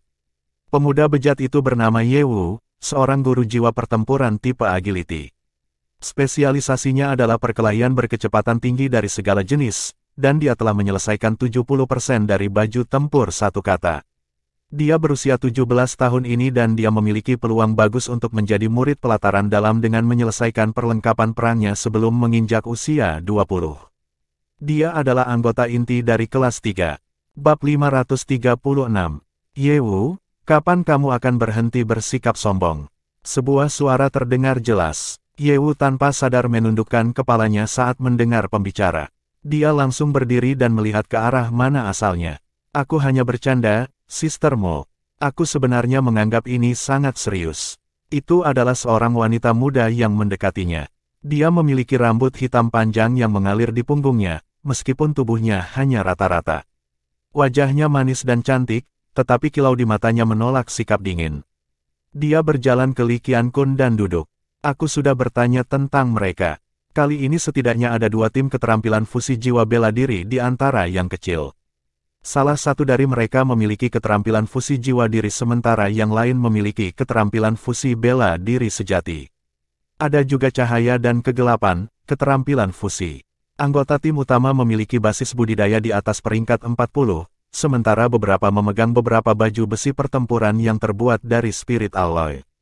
Meskipun mereka berada di belakang kami dalam hal kekuatan, keuntungan kami tidak sebesar Anda bayangkan. Kita mungkin mempermalukan diri kita sendiri jika kita tidak melangkah dengan hati-hati. Petik 2. Mo Yu adalah wakil presiden kelas 3. Dia adalah master armor pertempuran lainnya dengan peringkat kekuatan jiwa 51. Di dalam kelas, dia memiliki prestise yang lebih besar daripada Li Qiankun. Dia tangguh tapi protektif. Hampir setiap siswa di kelas mendapat manfaat darinya. Dia memiliki karakter yang lugas dan kuat. Dia dan Li Qiankun adalah staf besi kelas 31. Keduanya hampir pasti akan memasuki pelataran dalam di masa depan. Mereka akan berpartisipasi dalam ujian pengalaman pengadilan dalam ketika tahun akademik berakhir. Selama mereka lulus ujian pengalaman, mereka akan menjadi murid pengadilan negeri resmi. Li Qiankun menatap Mo Yu. 2 keterampilan fusi jiwa bela diri. Seperti apa kekuatan mereka? Mo Yu menggelengkan kepalanya. Aku tidak tahu detail pastinya, tapi aku berspekulasi bahwa itu tidak akan menjadi ancaman bagi armor perang satu kata kita. Lagi pula, armor pertempuran satu kata dapat meningkatkan kemampuan kita untuk setara dengan sage jiwa normal secara keseluruhan. Tingkat keahlian mereka tidak jauh dari kita, tetapi bakat junior cukup luar biasa. Saya mendengar salah satu dari mereka hampir pangkat pandai besi 6. Itulah alasan dia mampu memalsukan paduan roh. Selain itu adalah paduan roh dengan tingkat harmoni lebih dari 80%. Kita bahkan mungkin membutuhkannya ketika kita perlu meningkatkan dan maju ke armor pertempuran 2 kata setelah kita kembali dari ujian pengalaman. Petik 2. Li Qiankun tersenyum sedikit. Kalau begitu, kita harus menunjukkan belas kasihan sambil tetap mengingat strategi kita sendiri. Mo Yu mengangguk. Perlakukan saja itu sebagai pertandingan normal. Selama kita mengurus pertarungan 7 lawan 7 kelompok, tidak ada biaya bagi kita jika kita membiarkan mereka memenangkan 2 putaran pertama. Kita harus memberi kepercayaan diri kepada junior kita. Apa yang ada dalam pikiran saya adalah bahwa kami berdua berpisah sehingga salah satu dari kami dalam pertempuran kelompok dan yang lainnya dalam pertarungan 1 lawan 1. Semuanya akan berhasil selama kami berhasil mendapatkan setidaknya 6 poin. Petik 2. Tentu, kami akan mengikuti rencanamu. Jadi yang mana kamu berpartisipasi? Mo Yu tersenyum ketika dia berkata, tentu saja aku akan mencari yang paling mudah. Aku akan bergabung dengan pertandingan 1 lawan 1. Aku akan melihat situasi selama pertempuran kelompok. Jika yang muda terlalu kuat, saya akan bergabung juga. Jika kita memiliki terlalu banyak keunggulan pada awalnya, saya tidak akan mengambil bagian dalam pertempuran kelompok. Petik 2. Itu akan berhasil. ... Dapatkan aku beberapa roti lagi. Tang Wulin melambai pada Su Lizhi saat dia bersandar di kursi. Su Lizhi menatapnya dengan sedikit khawatir. Kapten, apakah kamu yakin seharusnya makan terlalu banyak? Bukankah ini berlebihan? Pada hari ini, selera Tang Wulin 50% lebih besar dari biasanya. Dia tampak seolah-olah dia begitu penuh sehingga dia tidak bisa lagi berdiri. Tang Wulin memaksakan senyum. Oh well, bagaimana jika aku tidak memiliki esensi darah yang cukup di sore hari karena aku tidak makan cukup? Karena kamu tidak bergabung dengan pertandingan, kamu bisa membuatku lebih banyak roti ketika aku selesai dengan 2 lawan 2 pertandingan. Petik 2. Hari pertandingan akhirnya tiba. Kelas pertama dan kedua pengadilan luar Shrek Academy akan bergabung untuk menantang kelas 3. Pertempuran menarik perhatian semua siswa pengadilan luar. Biasanya tidak mungkin untuk bergabung dengan pengadilan dalam bagi mereka yang belum melakukannya pada saat mereka mencapai kelas 4. Satu-satunya pilihan yang tersedia bagi mereka adalah menjadi Master Armor pertempuran 1 kata sebelum mereka mencapai kelas 6 dan menerima sertifikat kelulusan Shrek Academy mereka. Akibatnya, tidak ada banyak Master Armor pertempuran 1 kata di 3 kelas yang lebih tinggi karena mereka akan lulus dari lapangan luar secara langsung jika mereka telah menjadi Master Armor pertempuran 1 kata dan berusia lebih dari 20 tahun. Untuk tingkat tertentu, kelas 3 dianggap sebagai kelas paling kuat di lapangan luar akademi, karena masih memiliki siswa yang paling berbakat. Para siswa yang paling mampu dari kelas yang lebih tinggi akan memasuki pengadilan dalam jauh lebih awal atau mereka akan berpartisipasi dalam ujian pengalaman pengadilan dalam. Pertempuran yang semarak seperti itu sulit didapat. Itu baru saja lewat makan siang dan arena sparring dipenuhi dengan siswa dan guru pengadilan luar. Tanpa diragukan lagi, para siswa yang ikut serta dalam pertandingan persahabatan hari ini semuanya memiliki potensi untuk memasuki lapangan dalam di masa depan. Mereka juga mewakili yang paling kuat di antara generasi baru. Siswa dari kelas 1 dan 2 tiba lebih awal dan berharap keajaiban.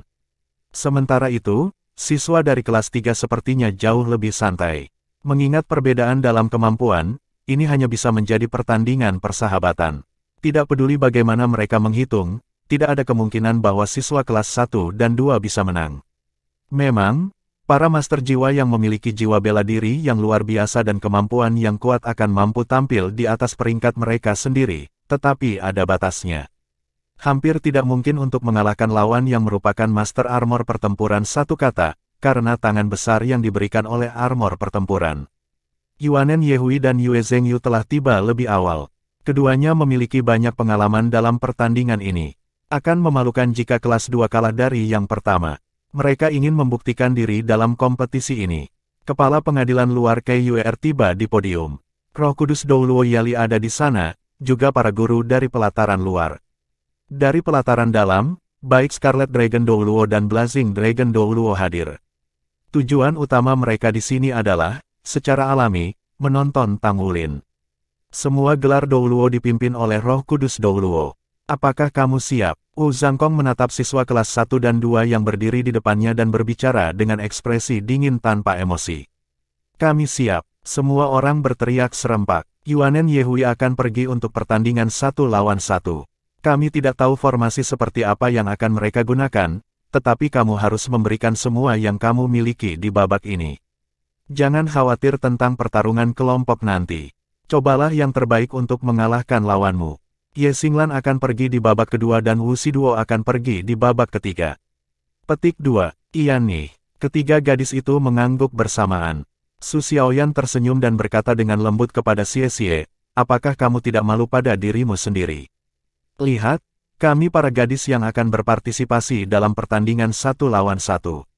Xie Xie mencibir, akan tiba saatnya bagi saya untuk mengambil 1 untuk tim. Saya hanya menunjukkan kesatriaanku. Su Xiaoyan terkikik. Hehe, apa yang kamu tertawakan? Hehe, Tang Wulin menyipitkan kedua matanya. Mengikuti pengaturan Wu Zhangkong, mereka harus memenangkan pertempuran 1 lawan 1 dan 2 putaran tambahan. Setelah itu, mereka harus memenangkan pertandingan 2 lawan 2 di mana tekanan akan ada pada dirinya dan Gu Yue. Pertarungan melawan lawan-lawan mereka dalam pertarungan kelompok akan sangat sulit sehingga kemungkinan besar mereka hanya akan mampu mencetak 2 poin. Jika mereka berhasil mendapatkan 3 atau 4 poin di awal, mereka dapat mencapai tujuan mereka untuk pertandingan persahabatan dengan memperoleh beberapa poin kinerja selama pertempuran kelompok pada akhirnya. Bagaimanapun, perbedaan kemampuan antara mereka dan tim lain adalah signifikan. Untuk mencapai hasil seperti itu akan sangat luar biasa. Semua yang terbaik, Yuanen. Xie Xie bersorak keras untuk Yuanen. Yuanen Yehui memelototinya, lalu duduk bersila di tempat dan mulai menyesuaikan diri. Sebagai presiden kelas 2, tidak ada yang meragukan keunggulan kemampuannya. Dia yakin akan kemenangan di babak pertama. Di samping kelas 1 adalah guru mereka Song Lin, seorang wanita parubaya yang berpengalaman dari lapangan luar, dan seorang master baju zirah pertempuran 2 kata.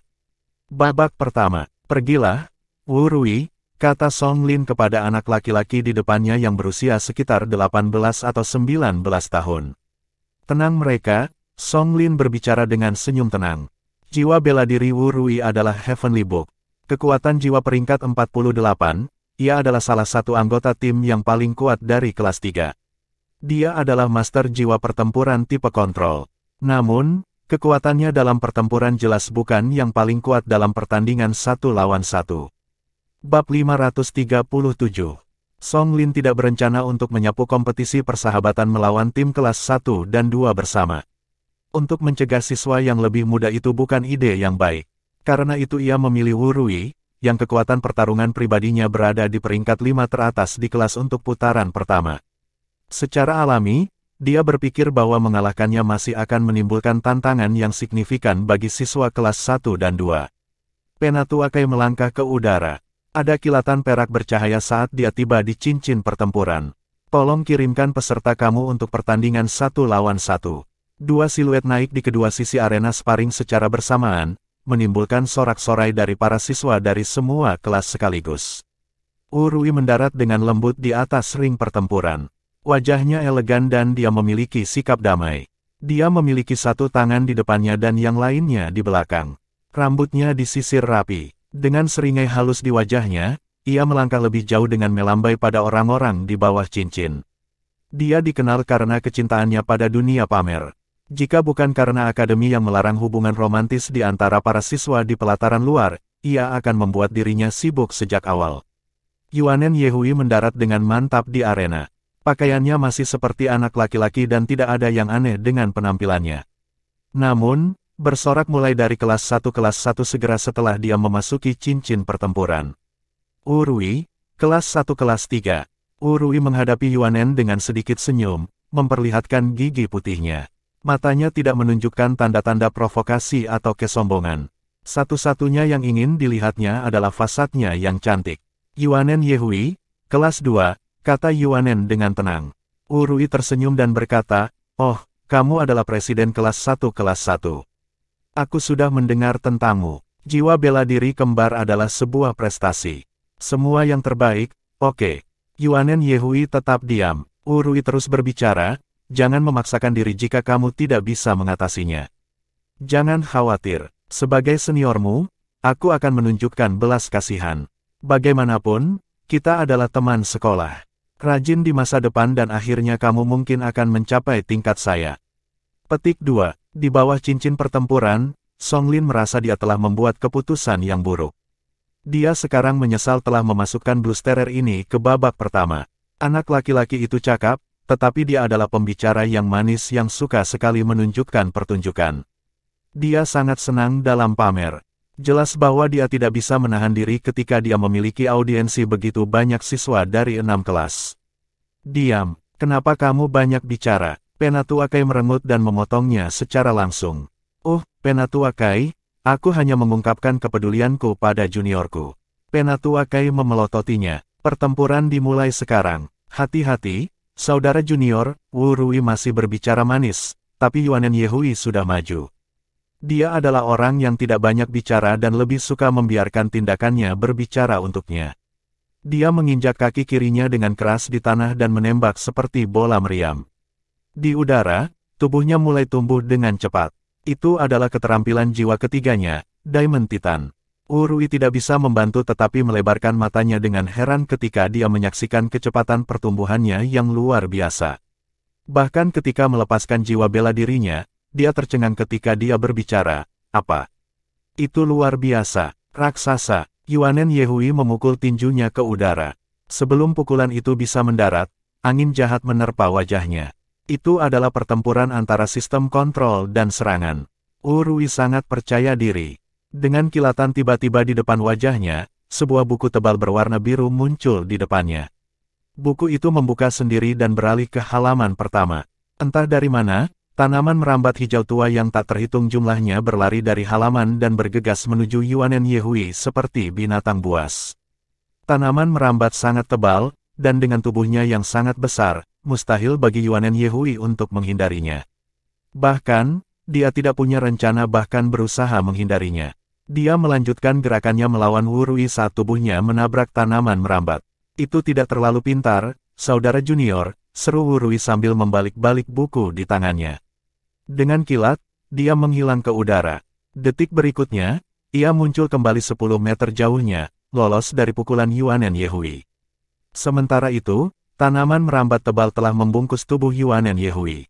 Atribut tanaman dan spasial, dua atribut yang berbeda. Tang Wulin memiliki ekspresi terkejut di matanya saat dia melihat Wu Rui di ring pertempuran. Bagaimana tepatnya fungsi jiwa bela diri itu? Jiwa bela dirinya, Heavenly Book, bukan elemental kontrol tetapi bertindak untuk menyimpan beberapa kemampuannya.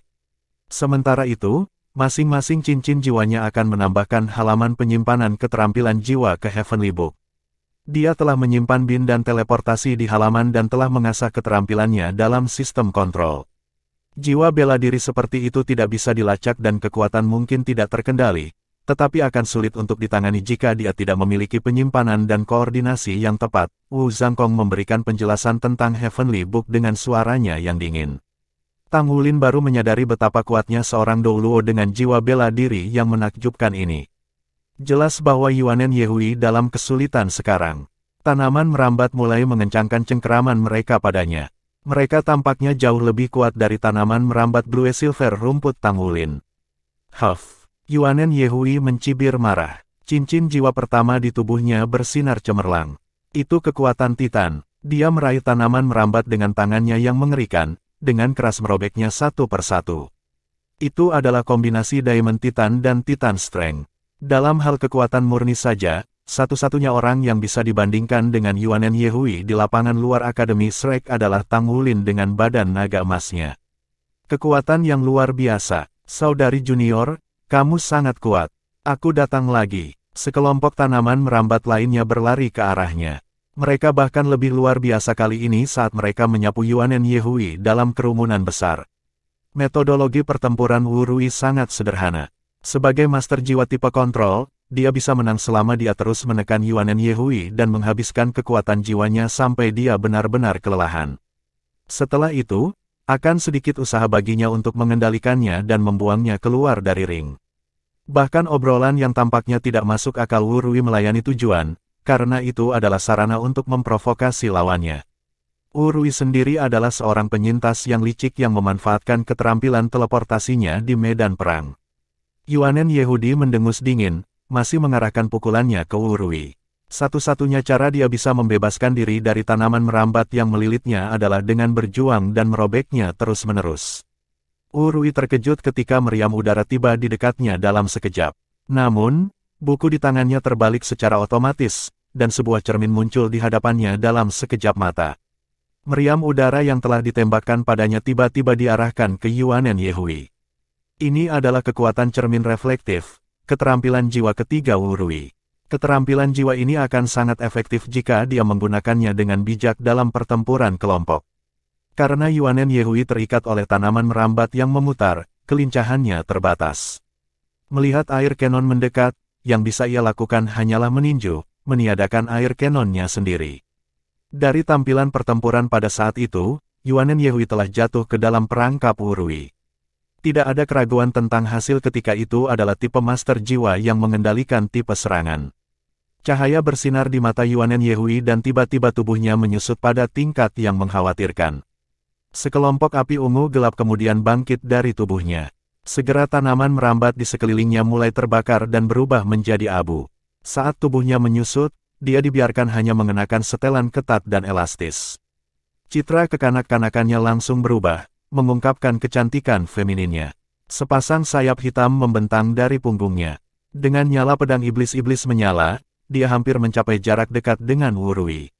Itu adalah jiwa bela dirinya Fallen Angel yang merupakan bagian dari sistem serangan dan kelincahan. Sial, kau berubah dari laki-laki menjadi perempuan. Urui berteriak dan berteleportasi sendiri sambil menghindari serangan itu lagi. Ada perubahan di halaman bukunya sekali lagi. Cahaya keemasan datang menyilaukan dari langit dan mendarat langsung di tubuh Yuanen Yehui. Sesuatu yang aneh terjadi. Ada Yuanen Yehui lain yang terpisah dari tubuhnya sendiri.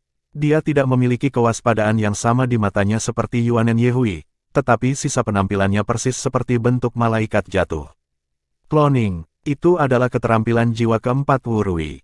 Dengan 4 keterampilan sistem kontrol yang teleportasi, bin, reflective mirror, dan cloning, Urui telah peringkat sebagai master jiwa tipe kontrol atas di kelas 1 kelas 1. Dia juga diberikan kesempatan untuk suatu hari memasuki pengadilan dalam. Yuanen Yehui sedikit terkejut saat dia menghadapi salinannya sendiri. Taktik lawannya benar-benar tak ada habisnya.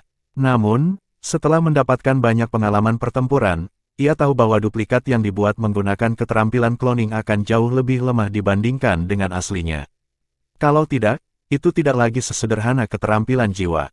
Tiba-tiba, tubuh Yuanen Yehui menjadi sedikit ilusi saat dia berlari maju dengan pedangnya dipegang secara horizontal. Gambar bayangan muncul dari pedang setan bayangan di tangannya. Pada saat yang sama, tirai kegelapan mekar dari tubuhnya dan segera menutupi seluruh cincin pertempuran. Klon memiliki semua keterampilan jiwa yang dimiliki Yuanen Yehui, tetapi kekuatannya hanya 60% dari miliknya. Urui bisa mencapai 80% jika dia berhasil meningkatkan keterampilan jiwanya ke cincin jiwa hitam di masa depan. Dia bahkan bisa mencapai 90% jika dia memiliki cincin jiwa 100.000 tahun.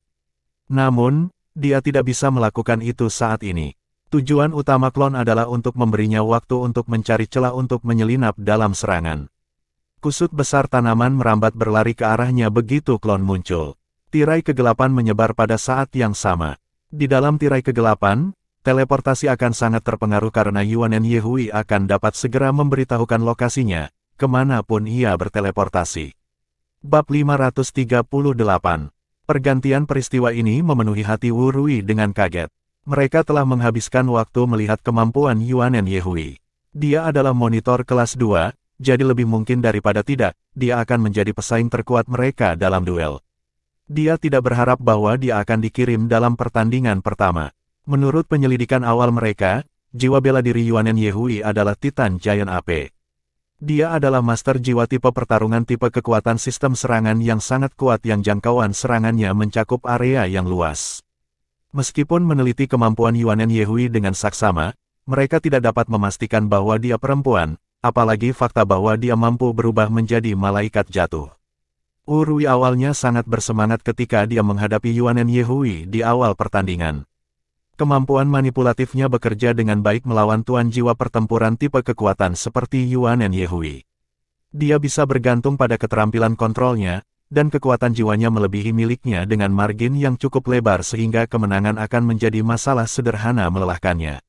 Namun siapa yang akan meramalkan bahwa saat-saat dalam pertandingan Titane Ape raksasa Yuanen Yehui akan berubah menjadi malaikat jatuh. Malaikat jatuh begitu kuat karena dilengkapi dengan karakteristik kelincahan, serangan, dan bahkan sistem kontrol.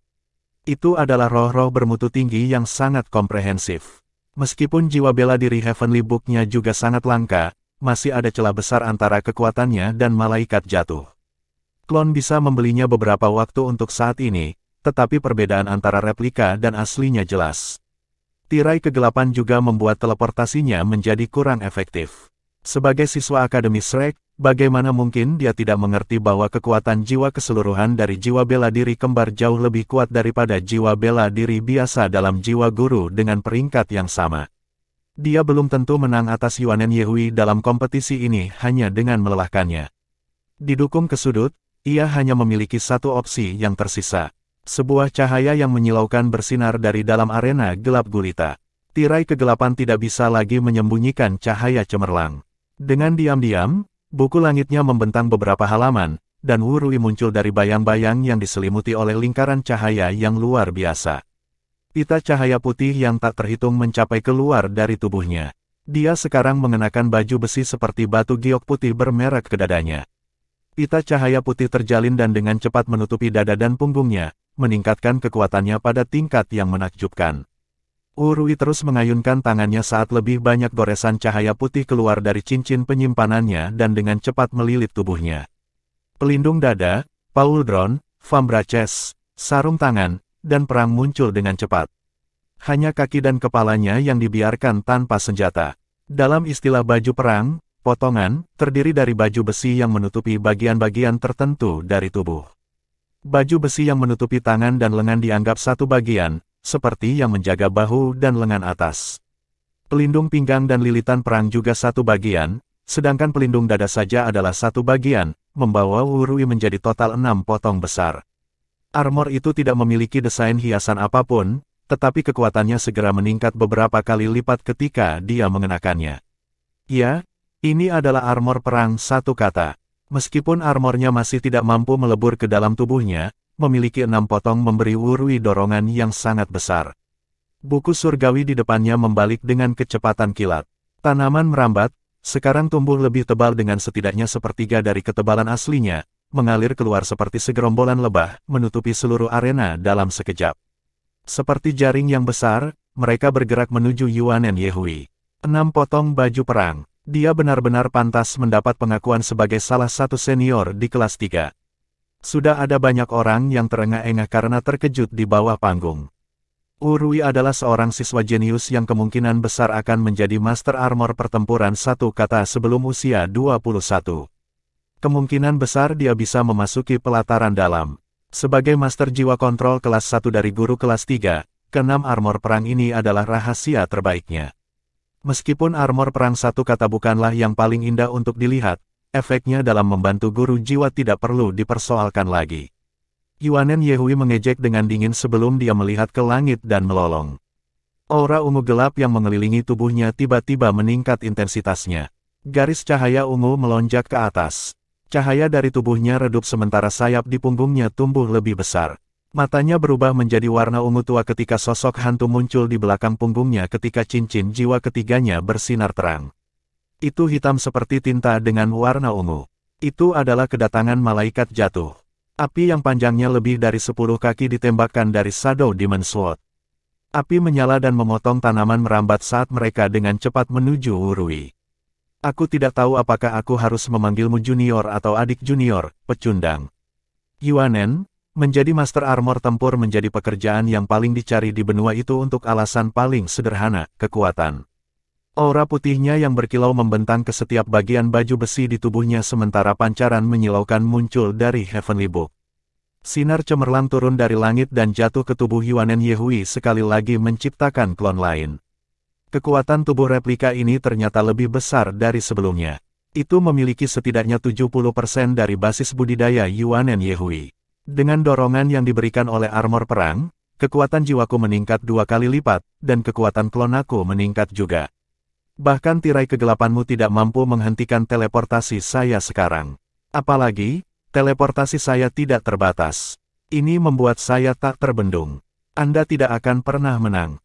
Menyerah sekarang dan menghemat energi Anda. Mungkin, nanti akan berguna dalam kompetisi. Petik 2. Urui berbicara kepada Yuanen Yehui dengan nada melolong tentang penguatan tanaman merambat dan resistensi yang kuat dari replikanya. Serangan Yuanen Yehui segera ditekan. Dengan munculnya armor perangnya, Urui kembali memimpin dalam pertempuran.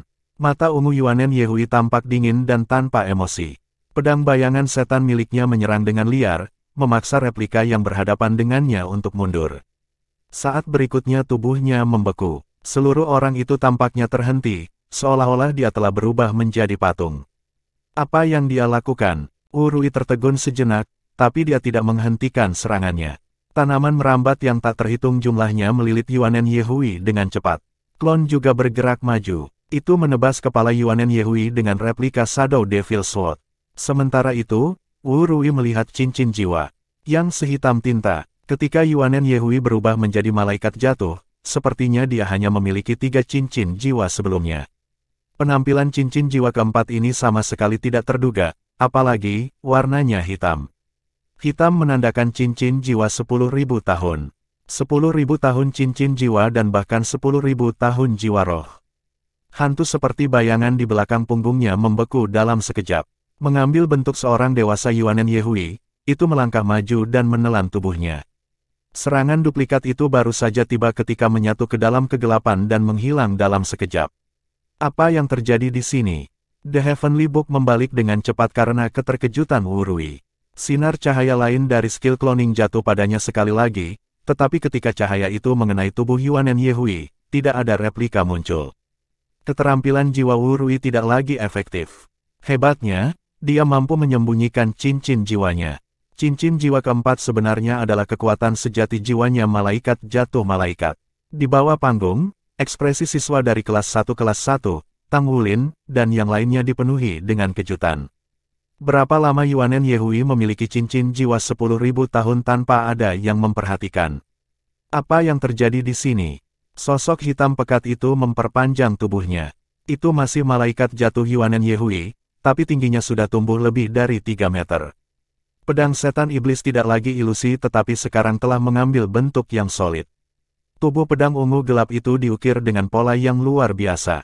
Coretan demi coretan energi ungu listrik bersinar di sekitar pedang panjang itu. Mata Yuanen Yehui juga memiliki rona ungu tua. Tidak ada yang tahu bagaimana malaikat ungu ini bisa memanifestasikan, mengepakkan 3 pasang sayap di bahunya. Tatapannya dingin dan tanpa emosi, berkilauan dengan aura haus darah. Ini adalah jiwa roh Yuanen Yehui. Selain itu jelas bukan jiwa roh pertama. Pedang bayangan setan menusuk ke udara dan cahaya di dalam arena pertempuran menjadi bengkok. Urui menjadi pucat karena ketakutan dan akan melarikan diri ketika dia tiba-tiba menemukan bahwa teleportasinya gagal. Dia menggunakan kekuatan kegelapan untuk mengendalikan jalinan ruang. Bagaimana ini mungkin? Tanaman merambat yang tak terhitung jumlahnya meluas dengan cepat dalam upaya untuk meraih Yuanen Yehui dan memberi Urui lebih banyak waktu untuk merencanakan. Namun, ia mendapati dirinya benar-benar tidak dapat mengunci lokasi lawannya. Bab 539, Yuanen yang kuat. Tiba-tiba, Urui merasakan bahaya dan buru-buru mengangkat tangannya ke depan tubuhnya. Dentang, sebuah kekuatan yang luar biasa dipenuhi dengan kegelapan yang mengerikan melonjak ke arahnya. Urui dipukul sedemikian rupa sehingga dia terbang mundur dengan cahaya listrik ungu gelap berkilauan di sekujur tubuhnya. 6 potong baju perang di tubuhnya bersinar putih saat mereka bertahan dari serangan pedang yang ulet. Bagaimana ini bisa terjadi? Hati Urui berantakan. Saat berikutnya, ketika masih terbang ke belakang, dia tiba-tiba tenggelam. Dia berusaha mengendalikan tubuhnya secara tidak sadar, namun dia hanya bisa merasakan tekanan luar biasa yang mirip dengan bukit di atasnya. Mengaum, Urui jatuh ke tanah dan ruang bengkok menghilang. Kerumunan menyaksikan Yuanen Yehui berlutut di dada Urui, menggunakan lututnya untuk dengan paksa membantingnya ke tanah. Ujung pedang setan bayangan di tangannya diarahkan ke bawah ke dada Urui. Meskipun armor tempur mampu melindungi tubuhnya, dia belum memiliki satu set lengkap armor perang satu kata. Yuanen Yehui hanya membutuhkan sesaat sebelum dia bisa langsung menyerang kepala Wu Rui yang tidak terlindungi. Berhenti, suara Penatuakai bergema segera, ketika dia mengumumkan kemenangan dan kekalahan pertandingan. Sayap mengepak di belakang punggung Yuanen Yehui. Dia melayang dari tubuh Wu Rui dan terbang mundur 10 meter sebelum dia perlahan menyentuh tanah. Suara bersorak bergema di seluruh arena. Sorak-sorai dari siswa kelas 1 sangat hidup. Dia menjadi lebih kuat, gumam Tang Wulin. Jika dia memiliki kekuatan seperti itu selama pertandingan 2 lawan 2 sebelumnya, saya tidak berpikir kita akan menang dengan mudah. Titan Giant AP-nya ternyata bukan teknik terkuatnya, tetapi malaikat jatuh adalah. Ini benar-benar tak terduga. Petik 2. Gu Yue berbicara, umumnya jiwa bela diri yang kedua lebih kuat dari yang pertama. Hanya masalah ketika seseorang memilih untuk memajukannya. Saya tidak berharap baginya untuk mendapatkan jiwa roh kedua untuk jiwa bela dirinya begitu cepat. Itu akan sepertinya dia telah membuat peningkatan besar dalam kekuatan rohaninya. Petik 2. Tang Wulin tertawa. Ini sangat menegangkan. Semua orang bergerak sangat cepat. Dia tidak menyadari bahwa alasan kemajuan cepat Yuanen Yehui terkait langsung dengannya. Yuanen Yehui mati-matian berjuang di bawah tekanan dari siswa berprestasi kelas 1. Dia baru saja memperoleh cincin jiwa 10.000 tahun. Yuanen benar-benar kuat sekarang. Pertandingan pertama jatuh ke tim kelas 1 dan 2. Wu Rui tidak terluka, tetapi penampilannya sedikit ternoda oleh debu dan kotoran saat dia keluar. Sangat memalukan baginya untuk kalah dari saudara perempuan juniornya ketika dia memiliki 6 potong baju perang. Song Lin sedikit mengernyit. Itu agak memalukan bagi kelas 1 kelas 3 karena mereka kalah di pertandingan pertama. Namun, sebagai seorang guru, dia bisa melihat bahwa kekalahan mereka adil, karena kekuatan Yuanen Yehui secara tak terduga kuat. Tidak heran Akademi sepakat untuk mengizinkan tim kelas 1 dan 2 untuk menantang kelas 3. Mereka memiliki rahasia tersembunyi seperti yang diantisipasi. Mengesampingkan masalah baju perang, Yuanen Yehui tentu saja berbakat dengan bakat yang tidak biasa. Dia memiliki jiwa bela diri kembar yang keduanya mencapai 4 cincin jiwa, dan bahkan memiliki jiwa roh berusia 10.000 tahun. Kekuatan semacam ini jarang terlihat bahkan di kelas 3. Bahkan Li Qiankun dan Mo Jue bahkan tidak setingkat itu ketika datang ke bakat alami. Ketika dia bisa memiliki satu set perlengkapan perang satu kata di masa depan, dia benar-benar akan melebihi siswa berprestasi di kelasnya. Namun, ini saat ini tidak mungkin karena dia belum menjadi master armor pertempuran satu kata. Song Lin menyipitkan matanya saat dia berbalik dan melihat ke arah Ye Wu. Sekarang giliranmu di pertandingan kedua. Dia tidak menyarankan hal lain karena siswa ini telah bersamanya selama 7 tahun. Dia memahami karakteristik mereka dengan sangat baik. Mata Ye Wu terbakar dengan api kegembiraan saat dia mengangkat tangannya untuk menepuk bahu Wu Rui. Big Mouth Wu, aku akan membalasmu. Wu Rui cemberut. Aku harap kamu akan bertemu lawan yang lebih kuat. Dia sebenarnya merasa agak bandel. Setelah malaikat jatuh merilis cincin jiwa keempat, kemampuannya tampaknya terbatas. Dia bisa merasakan bahwa dia ditekan oleh jiwa bela diri cincin jiwa 10.000 tahun itu, atau keterampilan jiwanya tidak akan gagal. Setelah cloning kehilangan efeknya, dia tidak lagi di atas angin.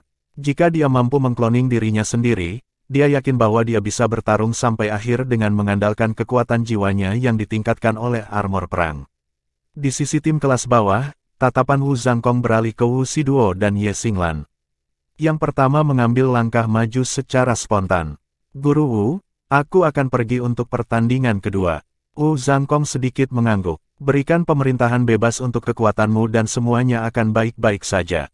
Jangan masuk dengan gegabah. Iya nih. Wu Shiduo menjawab dan melayang ke atas, dengan kuat mendarat di panggung kompetisi.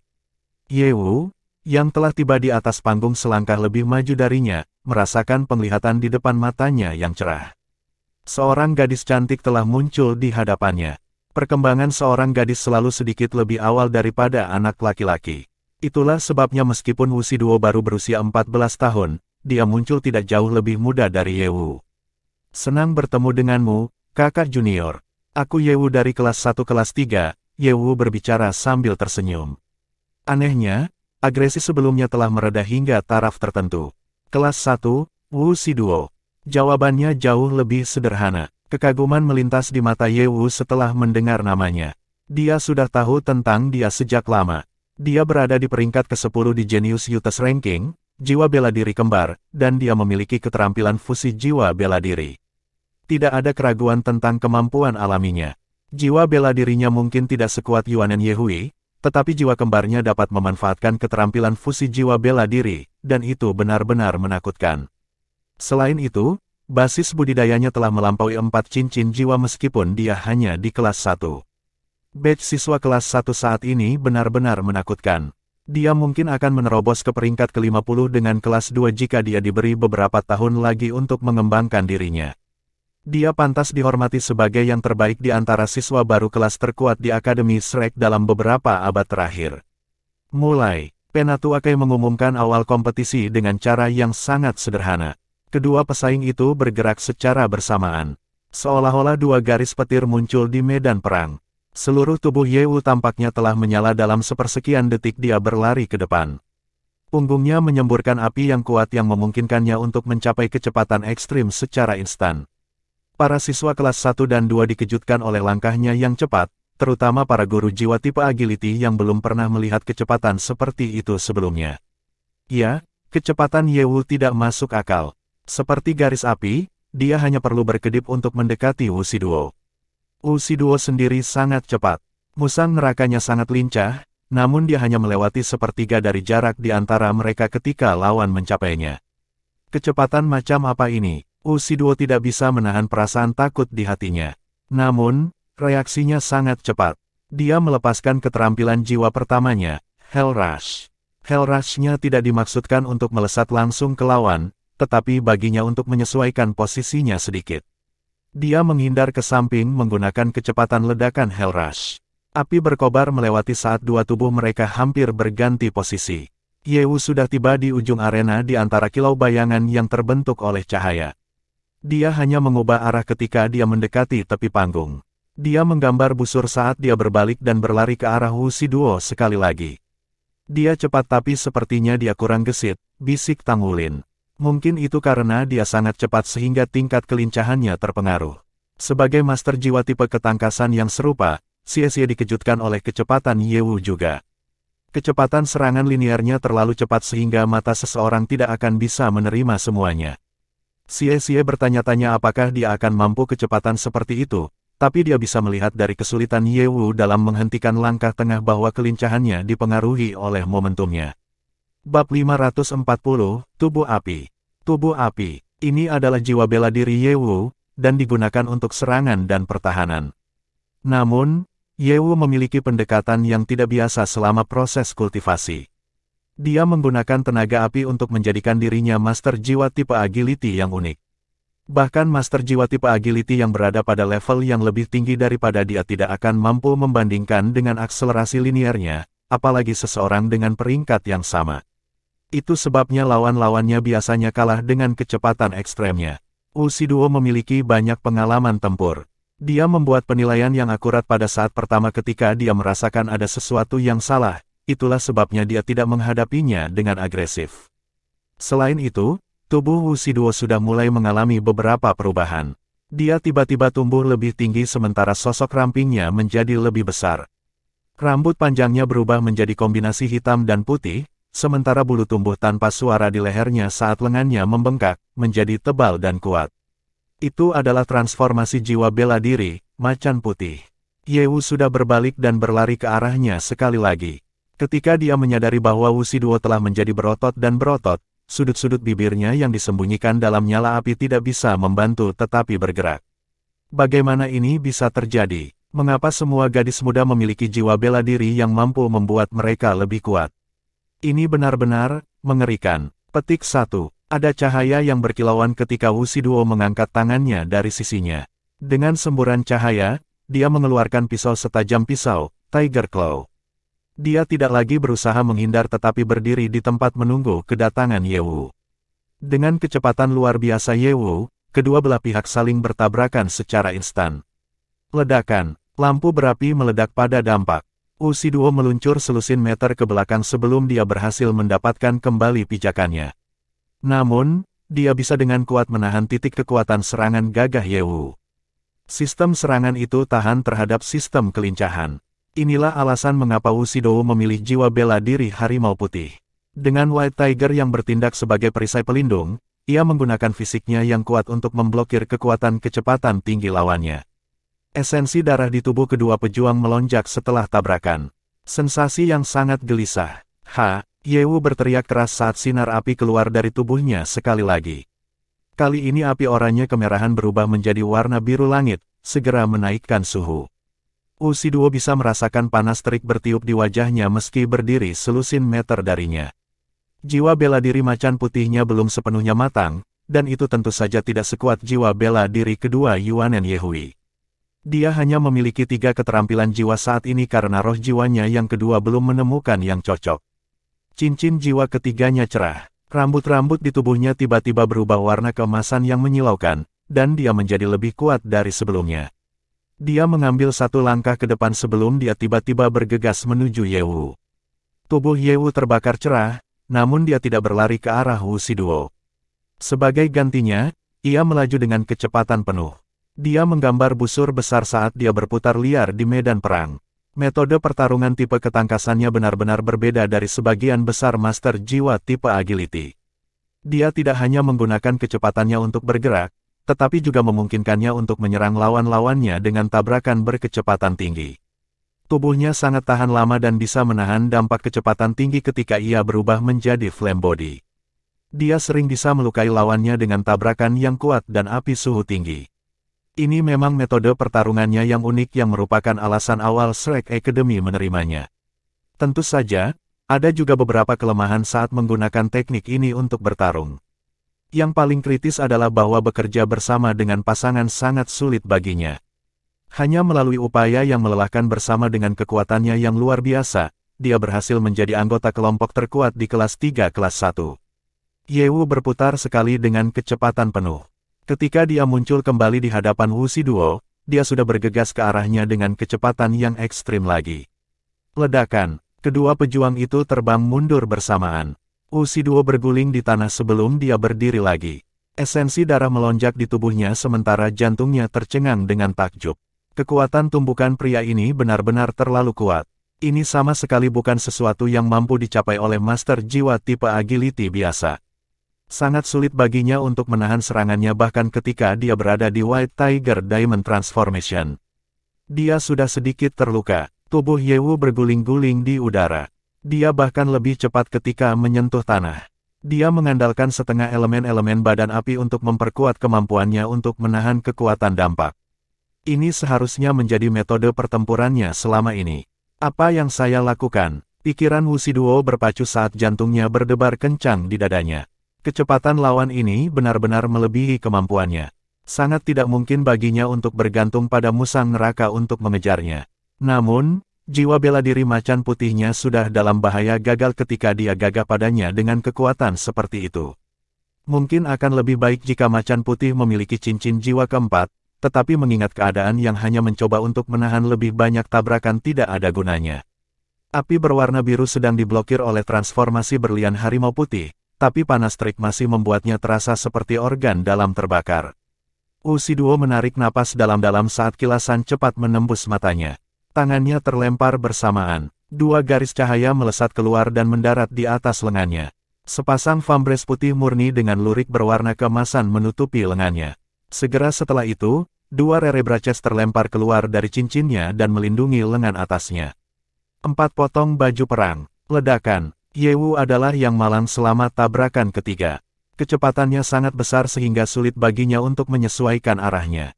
Dia menyaksikan tanpa daya ketika lawan melepaskan baju zirahnya, tetapi baginya sudah terlambat. Wusidou tidak bergerak sama sekali saat ini di bawah tabrakan kejam, sementara Yewu terbang mundur. Wusidou tidak akan pernah menyia-nyiakan kesempatan sebaik ini. Jiwa bela dirinya berubah dalam sekejap. Bahkan baju perang di lengannya tampak berubah tidak nyata setelah itu. Dia berlari di depan Yewu menggunakan Hell Rush dan menyerang dengan cakar depannya. Di bawah panggung, wajah Song Lin dipenuhi dengan keheranan. Apakah siswa kelas 1 saat ini sudah begitu kuat?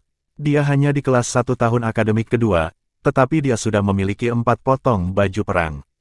Selain itu, keempat potong baju perang ini kompatibel dengan jiwa bela diri kembarnya. Tentunya sulit untuk menghasilkan baju perang yang dapat digunakan secara efektif dengan jiwa bela diri kembar, namun luar biasa anak-anak muda ini mampu melakukan hal itu. Ini benar-benar mencengangkan. Berdasarkan kecepatannya saat ini, dia akan memiliki satu set lengkap armor perang satu kata pada kelas 2 dan secara resmi menjadi Master Armor Pertempuran satu kata.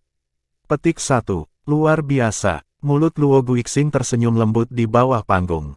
Secara tidak sadar, dia mengintip ke arah Tang Wulin dan Gu Yue. Ya, 4 potong baju perang tempur satu kata di tubuh Wu Shiduo adalah buah dari kerja keras mereka.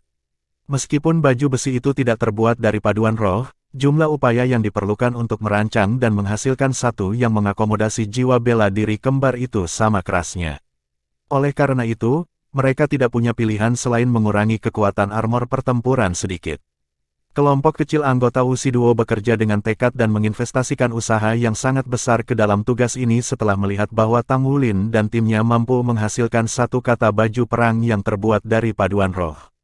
Armor perang Wu Shiduo baru saja selesai pada tahun yang sama.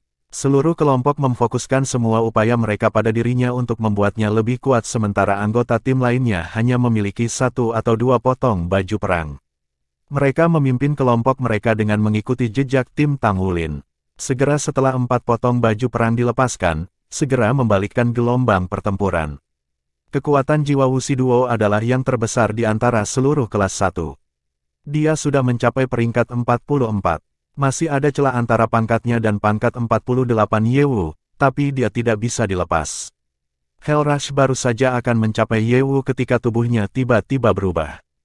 Api biru berubah menjadi biru langit, dan suhunya berubah dari panas menyengat ke grafik. Wu Shiduo bisa merasakan sensasi terbakar segera menyerbu wajahnya. Tidak hanya tubuhnya merasakan panas, tetapi bahkan kekuatan spiritualnya pun merasa tersulut. Dentang, Hell Rush bertabrakan dengan lengan terangkat Yewu. Itu tidak diketahui kapan lengan dan tangan Yewu telah ditutupi oleh baju sirah pertempuran biru. Dia juga menggunakan baju perang. Kedua pihak saling bertabrakan. Yewu tidak berhasil menenangkan diri kali ini karena pukulan yang dideritanya sebelumnya. Dia terpesona oleh dampak Wu Shiduo. Namun, reaksinya sangat cepat. Tubuhnya segera berbalik di udara, menembakkan api biru saat dia melaju sekali lagi. Dia melarikan diri ke arah yang berlawanan begitu cepat sehingga Wu Shiduo dianggap tidak mampu menyusulnya. Tangan Yewu terlempar keluar saat dia liar berlari di sekitar. Satu demi satu, lebih banyak potongan baju perang terus ditambahkan ke tubuhnya. Dia memiliki sepasang potongan untuk lengan dan tangannya, bahu dan lengan atasnya, dan pahanya. Dia memiliki baju besi yang menutupi kedua kakinya dengan sepatu bot, membawanya total 8 potong. Meskipun dia tidak memiliki baju besi inti, dengan 8 potong baju besi yang melekat pada tubuhnya, dia memiliki 2 kali lipat jumlah Wu Shiduo. Ini adalah keunggulan nyata kelas 3. Aspek paling penting dari kekuatan sejati mereka dipajang di sini. Kecepatan Yewu meningkat bahkan lebih, membuat api biru di tubuhnya bahkan lebih luar biasa. Tidak ada cara untuk memblokirnya. Wu Shiduo langsung tahu bahwa ketika Yewu datang ke arahnya lagi mengenakan 8 potong baju perang, tidak ada jiwa bela dirinya yang mampu menahan dampaknya lagi. Senior kelas 3 tajam seperti yang diharapkan. Namun, pada saat itulah mata Wu Shiduo mulai bersinar. Itu adalah cahaya terpencil dan kesepian. Keempat potong baju perang di tubuhnya bersinar terang dan berubah menjadi aliran cahaya lampu yang tak terhitung jumlahnya, menutupi dirinya dengan cercaan cerah. Tubuhnya mengembang secara tiba-tiba ketika dia meluncurkan keterampilan fusi jiwa bela diri, Hell White Tiger. Berkilauan dengan cahaya dunia lain, Hell White Tiger muncul dari udara yang tipis. Itu bahkan lebih besar dan lebih tak terduga dari sebelumnya. Ruang di sekitar seluruh arena sparring tampak melengkung pada saat kedatangannya.